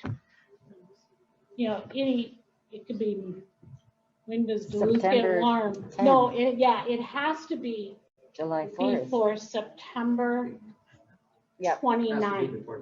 29th, because that is the day we have to hand in our levy. And our levy has to be voted on at the annual meeting by the people. So we will still advertise everything, have the booklets, have everything done they will say March 9th, 2021, and we will just recess it immediately. So we'll hold it like this. So we're not Yep. going to open the place up for all the people to come in. No. Okay. Well, we can't turn anyone away, but we are providing options. And yeah, and actually, this is a script that they gave us.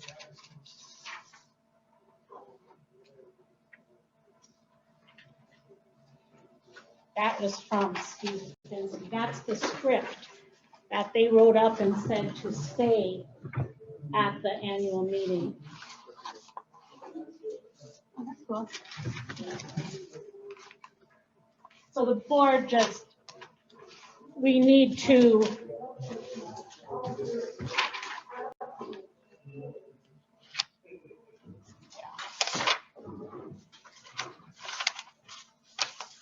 Okay. the town board, part of the notice of the annual meeting, you didn't flip it over. It says the town board of supervisors intends to ask the township electors to recess the meeting until a later date so that the township can try and conduct the annual meeting fully in person later this year when conditions related to COVID may have improved. So that is how the published notice will go in the newspaper and on our posting boards. Did you make a motion? Or did you just say you want it? You have to make a motion to do that? We do, we need to be able to say that we are willing to do this, to recess our annual meeting. I'll make a motion that we move the meeting from March. Or just to recess it. To recess it. Okay. I'll second. Roll call. So I'm saying Deb made a motion to recommend that the 2021 annual meeting meets on, what is our date? I just said it, March 9th, March 9th. to recess until a later date.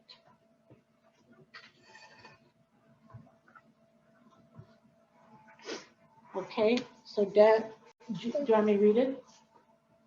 You just read it. Okay, just so you know. Okay, so Deb made the motion. I need a second. Walter did. Well, see, I didn't hear. Okay. Okay, please vote by roll call. Deb, yes. Walter, yes. Jim, yes. Jim, yes. Motion, one absent. I will post the meeting minutes, and if it's okay with the board, I will contact Glenn Bergstrand, who has been the moderator the last 3 years. Yeah. And so if he is willing to do it again, we can have the electors will vote on him. But if he is going to be present, he can be made aware of this ahead of time. So just an FYI, that's how they said to do it. Okay. On our agenda, the second meeting of the month on February 17th at 7 p.m. I make a motion, we have it. Okay. Well, you don't, I mean, it's already in place. Okay. Is there any objections? The meeting will be scheduled March 17th, 2021. We're not canceling it, what I need to. February 17th. I'm sorry, February. We're not canceling it, so that is the next board meeting. You can cancel it. Go ahead, Jim. Well, I guess we can leave it open. Yes. So let's leave it open, we'll decide, do we need how many days again to cancel it? You don't. 5. No. No, to cancel it, I just need to be able to post it everywhere. I prefer to do it 2 days before because some people don't read everything. So, Or get notified that it's canceled. You know, or if there's so much going on, yeah, we'll leave it on the agenda. okay. Schedule. One thing the board has to decide is how they want to advertise for Mary and my positions. Yeah. All right, we're asking permission to advertise for town clerk I say no. positions. For town clerk positions, we can do it through the Duluth News Tribune. We can do it on the website. We can do it on Nextdoor. Are we gonna advertise for 2 or are we gonna advertise for 1? Now that they got it all whipped into shape, do we really need to? I think if someone's willing to invest enough time, or, you know, available enough, one would probably be able to do the job. The only thing I would suggest, and Diana and I have talked about this, is that I know that Ganesan hired, I think her name was Cindy Erickson, and she actually did the website and the newsletter, which are huge to do.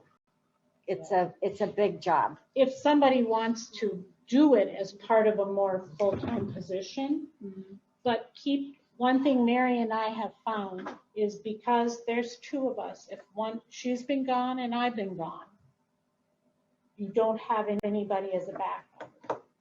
That's the only, you know, when Sherry was here, you had no backup. We'll do that one time.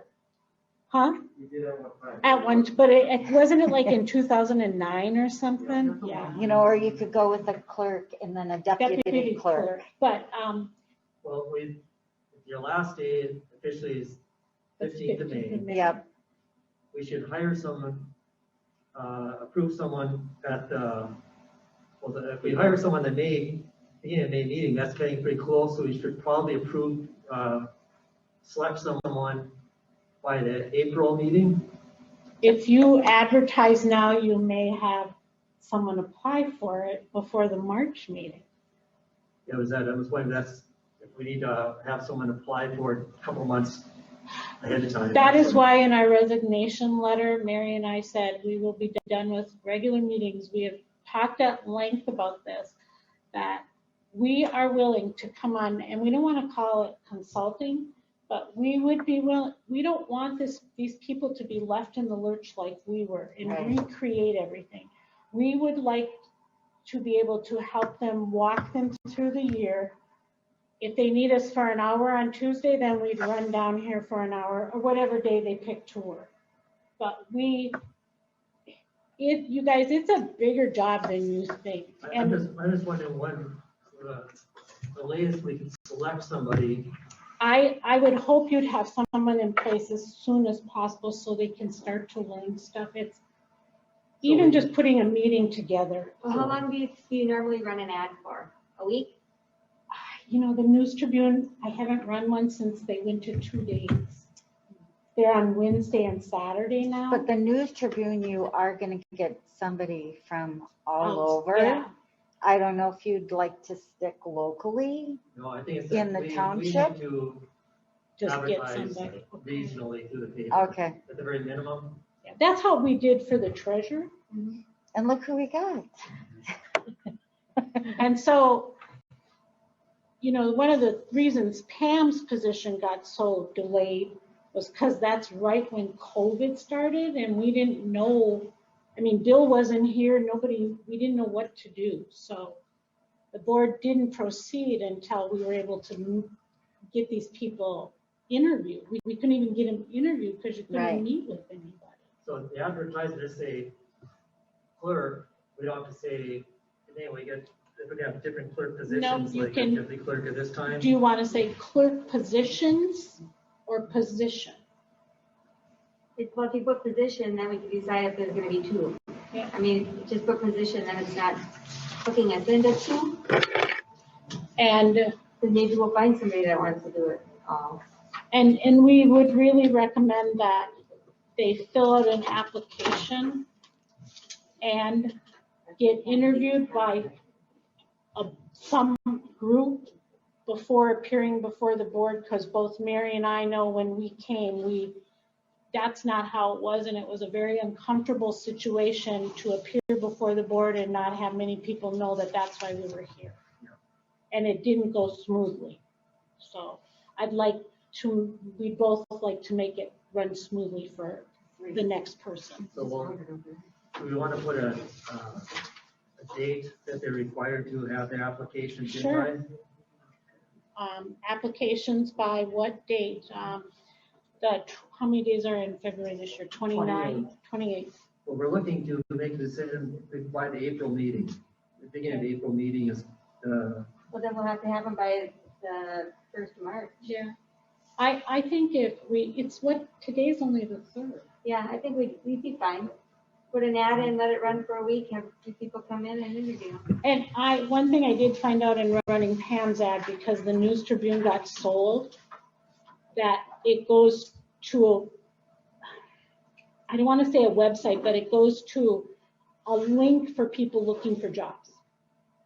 So even if you send it in, it probably won't be until next Wednesday. that I'm not sure. They do go on Saturday. I don't know. They used to be 5 o'clock, 2 days before. But I can call tomorrow morning, and if I can get it in right away, I can try and get it in right away. I'll send it better for you. Yeah, well, and like I said, we just, we don't want to leave the township in a lurch. We want to train this person in so they like the job. Same thing with the payroll. They have to sign the payroll. Just because they apply doesn't mean they. Once they find out how much it is, they might not want it. So long as we receive the applications before March meeting, whatever date. What date do you want to have them by? If we can get it in even next Wednesday would be the 10th, 2 weeks, I 3 think we weeks, accept applications right up to the Tuesday before the meeting? the March meeting. Okay, Okay. I think that's March 2nd. Hold on. And then you'll look at them on March 2nd and then do interviews and then. Yeah, then we'll appoint. March 3rd is our maybe a next couple is the supervisors, meeting. like do with the treasurer to do the interviews. And I think maybe- you should do that before that meeting.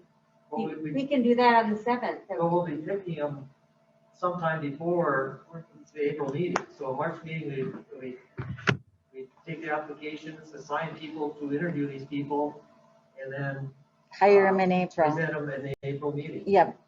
Sounds good. So we can do is a couple supervisors, or maybe one of the clerks who want to be involved with interviewing the people to see us checking the qualifications. It's up to you. We'll figure out who should be involved. We would certainly like to show them what is involved, but, you know, Okay, it's not your. no, but you're not besides involved. it, besides everything else, there is a really good clerk orientation through Matt. But when we were hired, it was how many hours we were told? We were told it was going to be 2.5 hours a week. 4 hours a week. Right. And it did take a lot more in the beginning, but it is not a 2 to 5:30 1 day a week job. And you can talk to any clerk around and you can look at their hours. I think you're going to have to offer somebody at least 15 to 20 hours a week. I mean that's an easy fill. Depending if they want to be involved with. Yeah, and what you want them to do. Okay, do you need anything more than for the advertisement? Nope, we'll advertise for you. Okay. At the end of the meeting? No. We still have another meeting, guys. We I know have the that, Board of yeah, this Audit, meeting. yeah. Other meetings or gatherings where there may be a quorum of supervisors? I know of none. Do you? Nope. None? So I make a motion to Yep. end this meeting. Yep. It is. And I'll second. Okay, it's 10:45. Just all in favor? Aye. Aye. Aye. One absent. Take what, a 5-minute recess? That's fine. Sure. I'm gonna go. You guys can do it. Yeah, here's the stuff. I want to find some reasons. Here. Here's the stuff. Oh, that's good. We've got to ask questions. Get your packets, you can request. Tim, we're just passing out the agendas. Yep, I have the packet. Yep, I have the packet, he says. The receipts registered and the disbursement ledger registered. But we have to call the meeting. All right. All in order, the annual Board of Audit For meeting. me? No. Okay, the time is 10:46. Meeting called to order. I think we're in the middle of a meeting. The only people present, are the board, Okay.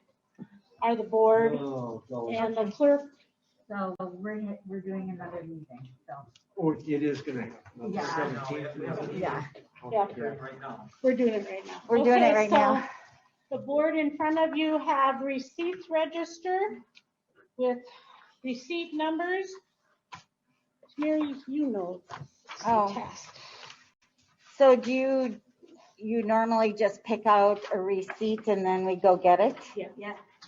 So do you want to just tell us which ones and then we can get them for you and bring it down? Yeah, so we just take out two right now. So You can Pick pick as out- many as you yeah. want. Two receipts we'll start with. Which one? 77365. 773. Let me find it. 773. In the back of your packet, also Okay. Pam put together the treasurer's end of the year report, so you know. Okay, so we have one receipt. Jim? And what was that, about them, trying to get something? 77365, it's the 2-year plus propane. And Yep. another ad. Okay, so we don't want another ad, we'd like, Just take a whole rental. Okay, so what You have a now, number? what's the receipt number? 77362. 362. 77362. Okay, Walter, did you want to pick one? 10076. 100. Who is it? That's, It's advertising roadside mowing. I need a receipt. You're looking at disbursements. What's that for the cemetery, Walter? That's cool. 77386 is a cemetery plot. You want that one? Oh, yeah. Okay, hold on. Tim, do you have one? Okay, Okay, go ahead, Walter. number 9945.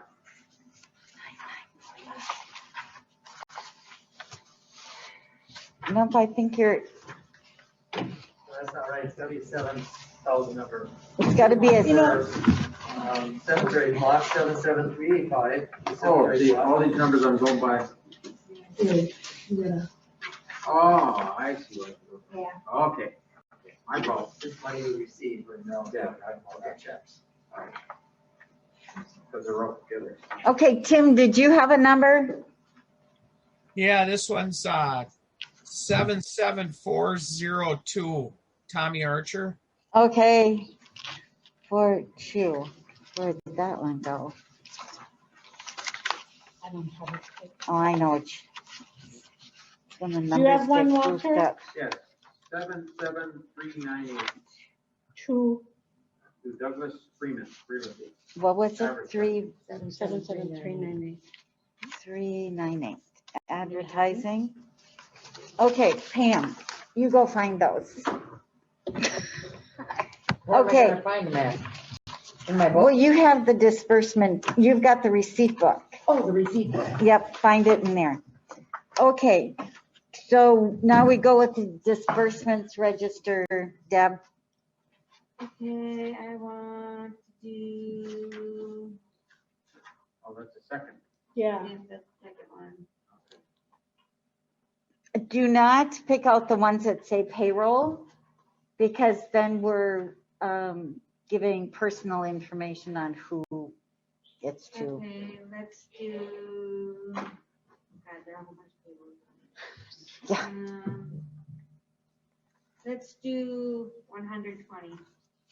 100, 1020, I'm sorry, 10020. 100. Goodness gracious. Nothing found here. 100.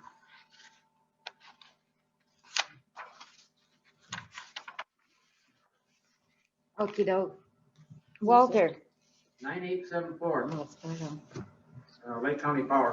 What was it again? 9874. 74. Okay. Do you have to sign this? I don't know what you have. What about No, because of the Jim. board. 9878.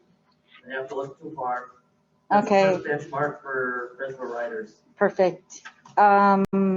Tim, Steve Happy, 9880. 9880. Perfect. I'll be right back.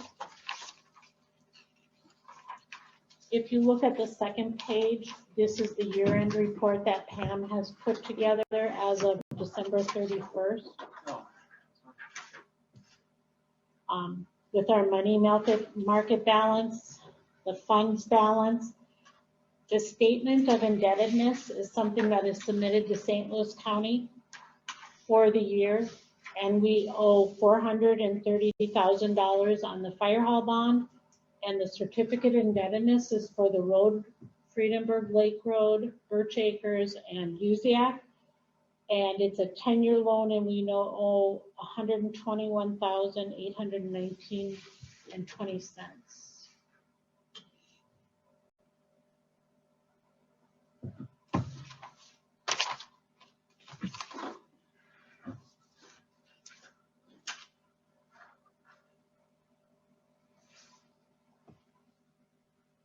So what is the 121,000? That's for the it's called a certificate of indebtedness, that we took the loan for the people Oh, who didn't want to okay. pay their Right. assessment right out, flat out. Yeah, Or no, the fire bond is down to 430. it is. And It's trying to drop significantly. I paid off on principal each year now.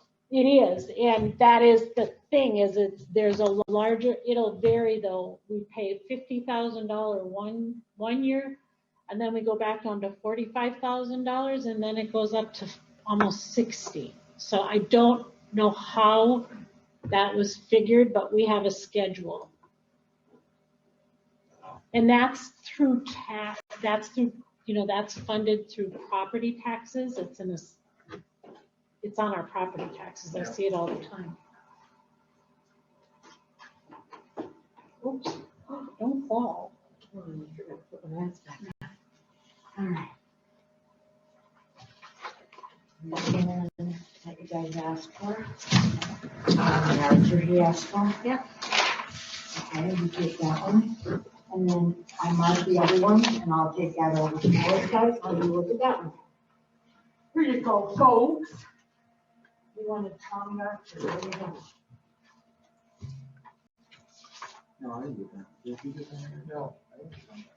You did. Did you on the, I thought you did, Walter, first thing is. Purpose agreement. Are you in, wrong once again? No, he's in the 7-7. 77402. Yeah, Archer. 77402 is that one. Was that, Whoever picked that one. maybe Tim did. Tim, did you pick Tommy Archer? No, 398. Tim? Yes, I did. Oh, so who's looking at it? Tim. Did you hear me? Yeah, Okay. Tim. Who's gonna look at it for Tim? I can look at it. Okay. I already looked at it. Otherwise, we can take a picture and send it to him. That one's that one. Now, which one did you get, Walter? 77398.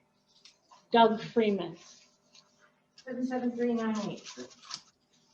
Mark right there.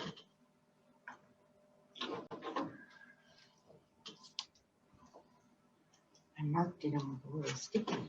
Here, you got right there, be there.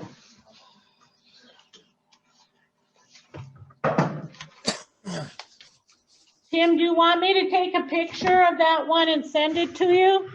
Yeah, you can do that. That's fine. I think Tommy Archer usually pays 2 months at a time, too, doesn't he?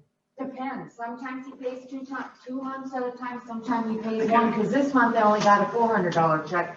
That month we got an $800. He's paying So, an extra month in advance. yeah, something, yeah. Okay. Where'd you go? Upstairs. Oh, okay.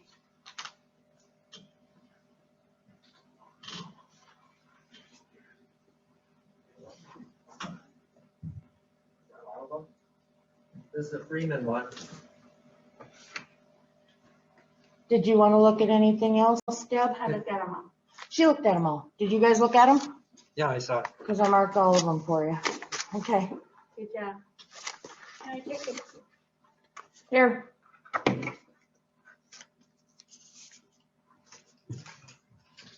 Which one is it? Tommy Archer. Okay.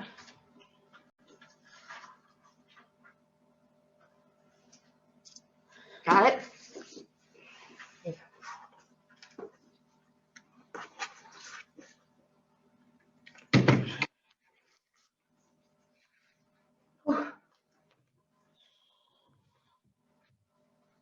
Coming your way, maybe. I don't have much. Battery left? No, I don't have much.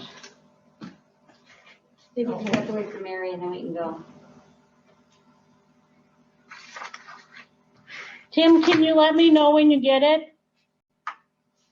4 o'clock is maybe early. Did you text it to me? Yes, I did. It's just a picture. Okay. I never received it yet. Oh, there it is. Oh. Good. Yep, I got it. It's good. Okay. Mary's picking out the rest of them up there.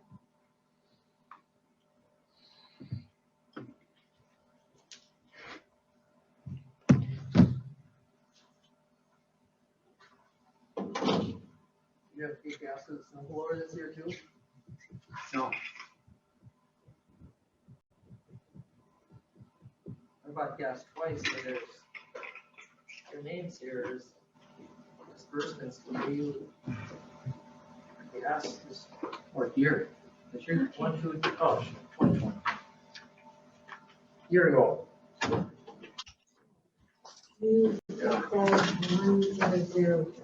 Tim did Steve happy, or who did he Yep, do? that's right, credit card, yep. Yeah, I did Steve happy too. Attached. Wow, good job, Vicky. So. I'll take Steve, I keep all of them. One thing, I'm not to run more snow. So, Steve happy. Yeah. Getting on a. Yeah, and I don't care about the ball field. And we had Lake Country. Anyway, Here. there's Lake Country, And the reservoir rider. Reservoir Rider.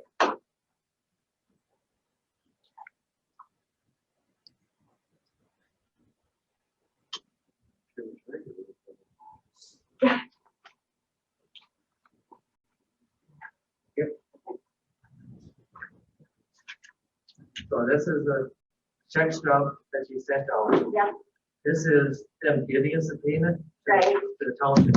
yep, that's. It's coming your way, Tim. It comes electronically. Yeah. Got it. I'll do that. I think he said he got it. Request from the. Yep, looks good. Tim says looks good. And then the, email, Okay, and then that. saying they want it. And that is the receipt for the voucher. The claims that he has automatically puts out for claims. You have to sign everything. Online, everything. I think if you want to talk to me once in a while, you said that, you know, you should have just sent out a check to someone, to see it coming in. Right, you see it coming in and you see the request for it. And then you see it going on.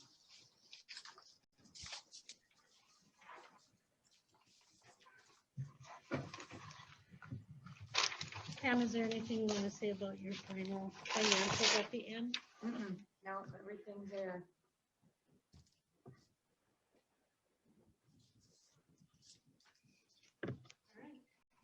Can I make a motion to close meeting? Yep, we're all done.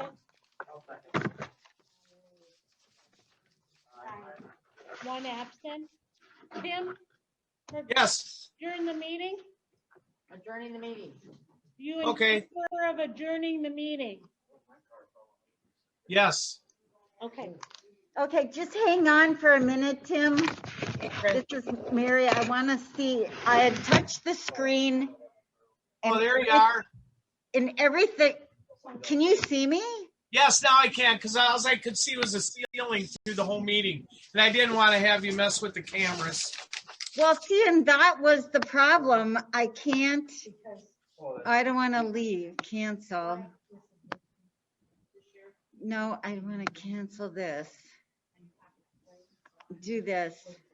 Oh, okay. Do that. End meeting for all. Leave, no.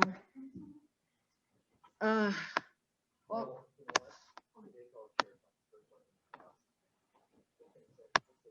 Oh, there we are. Hi. Hi. I'm gonna take my mask off now. Oh, okay. We have one other person still on. I don't know who it is, but anyways, thank you, because I wanted to see how to get this done. So, okay, Tim.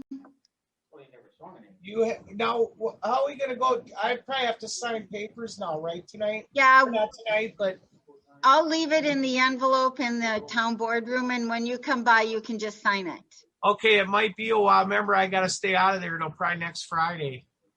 Oh, or maybe we could run it by you.